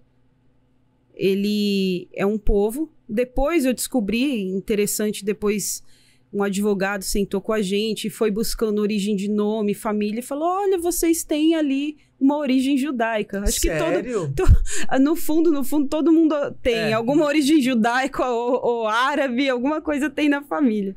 E eu descobri isso. E o que eu mais carrego comigo é essa forma firme de ser decidido. O judeu, ele é decidido. Eu sou A, eu sou A. Eu sou B, eu não fico negociando. Eu acredito, por exemplo, não é porque eu estou no Brasil, eu vou ser de uma forma, eu mudei de país, você de outra, e é o que eu mais carrego. Sobre festas, costumes, por exemplo, tabernáculos, quando chega Purim, todas essas... Eu lembro com muito carinho, mas como eu não estou numa comunidade judaica, eu não celebro, né? Eu não vou não celebrar. Eu tenho amigos que eu conheci que eram judeus, assim, e eles fazem, e eles são realmente muito decididos. Sim. Assim. Eles têm, como que chama? O piot, os cachinhos do lado. Os cachinhos, usa o kippá, né? Isso, kippá. A barba bem grande, tem a roupa também. Preta. A roupa preta e o branco. Os negocinhos, como é que chama aquilo? Tzitzit. Isso. Tzitzit. E aí... Jesus usava tzitzit. Usava tzitzit nas roupas. Olha que legal. E aí ele tava, por exemplo, no ambiente de curso, de aula, ele parava e tinha um horário... Pra fazer a oração dele. Ele saía pra fazer a oração dele, parava tudo, não importa o que tivesse que fazer. No voo, se você pega um voo de São Paulo, Tel Aviv, acho que já tá tendo novamente, com a pandemia parou. São Paulo, Tel Aviv, ou algum voo que vá para Tel Aviv, você vê tem vários, eles levantam no meio do voo, da aeromoça, é para sentar. Eles não, eles são até rebeldes, né? Pega o livrinho deles, cobre a cabeça com talit, fica lá orando e todo mundo olhando. Eles, tipo assim, ele não se move dali. Eu sei que é rigoroso, mas você aprende com isso. Você aprende até com... São culturas milenares, por exemplo, até o muçulmano. Ele ora 5 vezes ao dia. Eu tinha um outro amigo meu muçulmano tira o tapete também. dele. Eu trabalhava com ele. Isso e ele falava, fica aí, porque tocava, eu não sei como que chama, né, mas era em... Ele tinha um despertadorzinho dele, né, a hora da oração. Mas aí tinha, acho que era uma oração mesmo que tocava, né, acho que Sim. Não era uma música nem nada, era uma oração mesmo que começava a tocar. Em cidades árabes em Israel, por exemplo, em Nazaré, você escuta a oração. É como se fosse em vez de você ouvir uma sirene... No alto-falante, Allah, a cidade toda ouvindo. O Akbar, Deus é grande. E aí eles ficam, é muito bonito. Eles oram em direção a Meca. É a fé deles, mas você vê o respeito e é algo que se perpetuou. Por isso que nas festas judaicas se fala bastante de passar para o pai e passar para o filho. Então, na festa você vê muita coisa para criança. Quando se conta de Esther, sempre tem algo para criança, para aprender. Na Páscoa, os alimentos, eles introduziram significados para a criança lembrar. Então, tem que passar de geração em geração. Então, às vezes, você vê que essa é um modo de vida, não é ir na igreja e pronto. Uhum. Aí eu fui no culto. Não é sobre uma religião, é sobre um estilo de vida. Estilo de vida. É o que você é. Então, você tirou aquilo, ele não é mais nada. Então, é algo que eu carrego. Eu falo, isso é muito forte, porque você aceitar a Cristo na sua vida, você entregar os seus planos, os seus projetos, o que você é o estilo de vida. Não é ir no culto, participar de um grupo de oração. Isso é religião. Uhum. E a Bíblia não menciona religião. Você vê que tudo que Jesus fala é sobre você. Os próprios fariseus, eles colocavam um peso nas pessoas por exemplo, no Shabat. Até hoje, o Shabat em Israel é muito rigoroso. Né? Principalmente em Jerusalém, você está num hotel, o elevador não sobe. Ele para de andar em andar. Porque você não pode apertar, senão você está trabalhando. Está fazendo um trabalho. Então, é tão rigoroso como Jesus falava, vocês colocam um fardo que nem vocês conseguem carregar. Uhum. Então, na lei, o que a lei falava? Se você cobiçou uma mulher, na lei falava, se você deitou, você pecou. Mas Jesus falou, não, se você já... cobiçou, você já tá errado, você já tá pecando. Se você, no seu coração, você já odeia aquela pessoa, você já cometeu assassinato. Então, a graça de Cristo, ela às vezes não, ela é até mais rígida, porque ela se trata do teu interior. De dentro pra fora e não de fora pra dentro. De dentro pra fora, exatamente. Então, os religiosos eram como Jesus combateu essa religiosidade. E era uma capa. Vocês são tão bonitos como túmulos adornados, caiados, né? Mas por dentro vocês são podre. Então, essa forma de combater a religiosidade e você olhar para o teu interior digamos, é a religião, é o estilo de vida que a gente tem que adotar. Aquilo que diz em Hebreus, né? Deus 8 diz que essas coisas eram a sombra da realidade que haveria de vir, que a realidade é Cristo. Então, Cristo parte da base hebraica, da base judaica, mas ele mostra uma nova realidade, né? Mas eu acho que é justamente por isso que ele, né? Que ele se destacou, né? Exato. E ele falava, né? Eu não vim para descumprir a lei, eu vim para cumprir a lei. Eu vim para cumprir.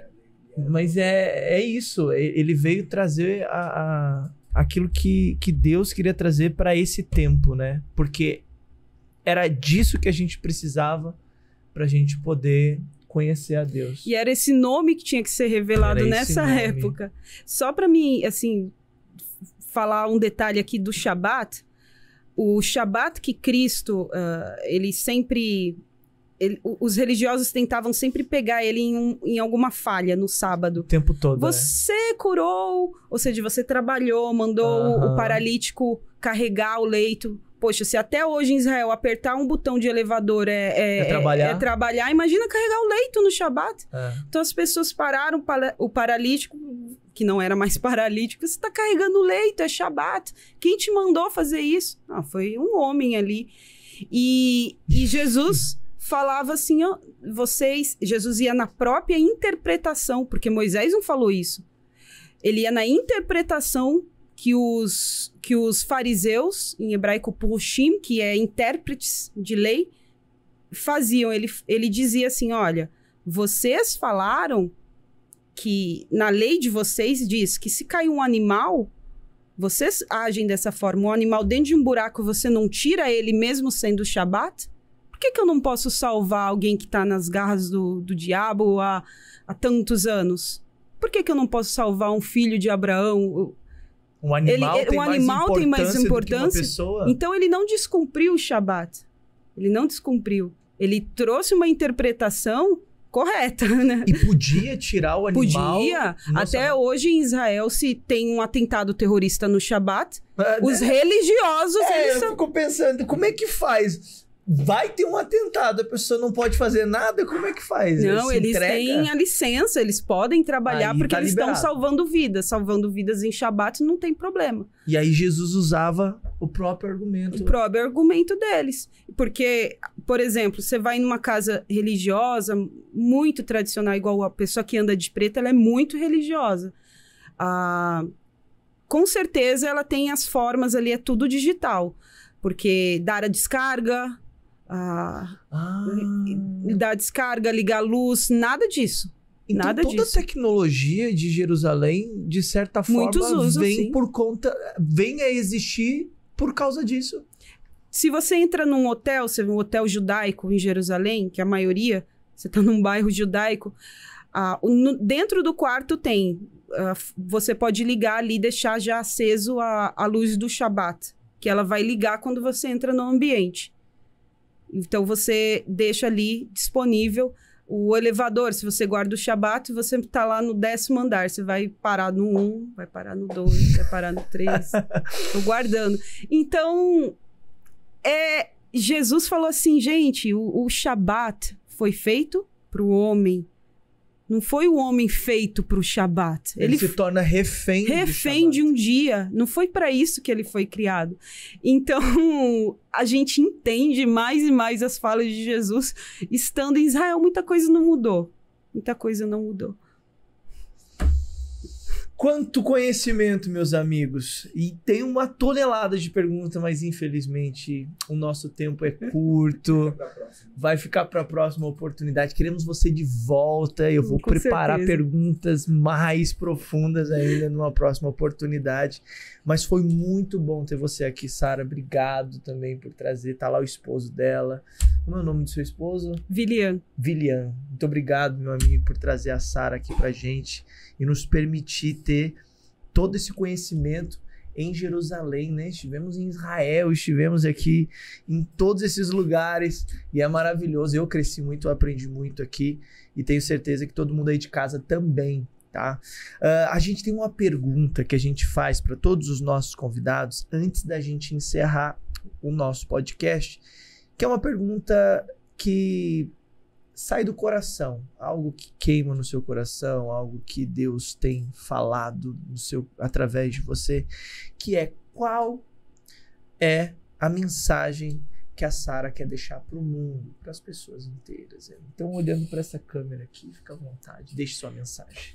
Bom, como eu trabalho com o hebraico, divulgo o hebraico, através desse idioma que em Israel ele é tido até como Lashon HaKodesh, a língua sagrada, você possa se aprofundar mais naquilo que você já ouviu na sua igreja, aquilo que você já ouviu alguém contar, uma história bíblica, e você ter um conhecimento mais profundo de quem é esse Deus, de quem é esse Deus que tanto as pessoas falam. Então, eu acredito que do fundo do meu coração, o que eu mais quero é que as pessoas tenham esse conhecimento de quem é Deus. E eu faço isso através daquilo que eu conheço, que é esse idioma, o hebraico. E é o idioma que Jesus ele falou. E profetas do passado. Então é isso. Eu agradeço também a você, o rapaz que está aqui, a sua equipe, que me recebeu o meu esposo. E eu acredito que dessa forma, com esse projeto, a gente vai levar... Não sei quem está me ouvindo. Tem pessoas que estão em vários... Pode estar em algum país que nem igreja seja permitida, porque países asiáticos, muçulmanos, muitos países que isso não é permitido, mas a tecnologia chega. E aí na sua casa você pode clamar esse Deus. Ah, mas eu não sei o nome dele. A essência dele não muda, né? Quem ele é não muda. Então, clame a esse Deus como você aprendeu, como você conheceu. Deus, Jesus, Jeová, o Senhor, o nome. Mas ele está te ouvindo. E ele é bom demais, ele sabe as nossas limitações.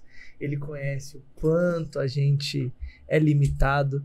E mesmo em toda a sua magnitude, em toda a sua grandeza, ele habita em nós, que somos tão pequenos, um Deus tão grande. Muito bom, muito bom. Amém. Muito obrigado pela sua presença. Agora, como que as pessoas te encontram nas suas redes sociais? Como que as pessoas conseguem aprender mais o hebraico com você, chegar mais perto de você? Você se encontra onde nas redes sociais? Então, tanto no YouTube, tem TikTok, que engraçado que o TikTok é uma plataforma que as pessoas só usam para dançar. Lá a gente fala de hebraico. Então, a pessoa tá vendo besteira, ela de repente parece um vídeo de hebraico. Shalom! Shalom! Então, Cultura Israel, tanto no Facebook, TikTok, Instagram e YouTube, eu falei? Falou. YouTube também. Então, nessas plataformas você encontra o Cultura Israel. Ali também eu dou dicas de como você conseguir um curso direto de Israel também, que o nosso canal é afiliado a um curso de hebraico, tanto bíblico como moderno. Então, você pode ter todas essas informações lá no nosso canal. Muito bom, pessoal. E eu quero falar sobre a Emaús, né? Então, a Emaús, se você ainda não adquiriu a sua camiseta da Emaús, aponta aí o seu celular para o QR Code ou então vem aqui embaixo, aperta no link e adquira a sua camiseta exclusiva da Emaús para você se tornar parte de todos esses missionários aí que estamos realizando essa obra tão bonita do Senhor aí nesse mundo, tá bom? Olha, o meu Instagram é Douglas Brasil ID, como você já sabe, e se você ainda não veio fazer parte da comunidade Espiritualmente, vem aqui embaixo, clica nesse link e vem fazer parte da comunidade Espiritualmente, onde a gente vai ter a Sara lá daqui a pouco dando dicas de livros que fizeram parte da jornada, da trajetória dela, e você vai poder, então, ler os mesmos livros que a Sara e ter aí o conhecimento adquirido conforme ela adquiriu, e você vem crescer e conhecer mais Israel, conhecer mais o hebraico, e você adquirir mais experiência e aprofundar com Deus. E lá vai ter todos os nossos especialistas e convidados que já passaram por aqui também, dando dicas de livros, dando dicas de materiais, compartilhando PDFs e muito conhecimento, que você sabe que aqui é o lugar onde você adquire muito conhecimento para crescer espiritualmente. Tá bom? A comunidade é gratuita, você não paga nada e você ainda vai ajudar a gente a produzir conteúdos de qualidade que vão ajudar você a crescer espiritualmente, adquirir mais conhecimento e se aprofundar mais no conhecimento de Deus nas Escrituras. Um beijo no coração de todos vocês. Nós aqui do Espiritualmente Podcast vamos ficando por aqui. Obrigado, Sara. Obrigado ao seu esposo. Obrigado, Igor. Deus abençoe a todos vocês. Vamos ficando por aqui. Até o próximo Espiritualmente. Tchau!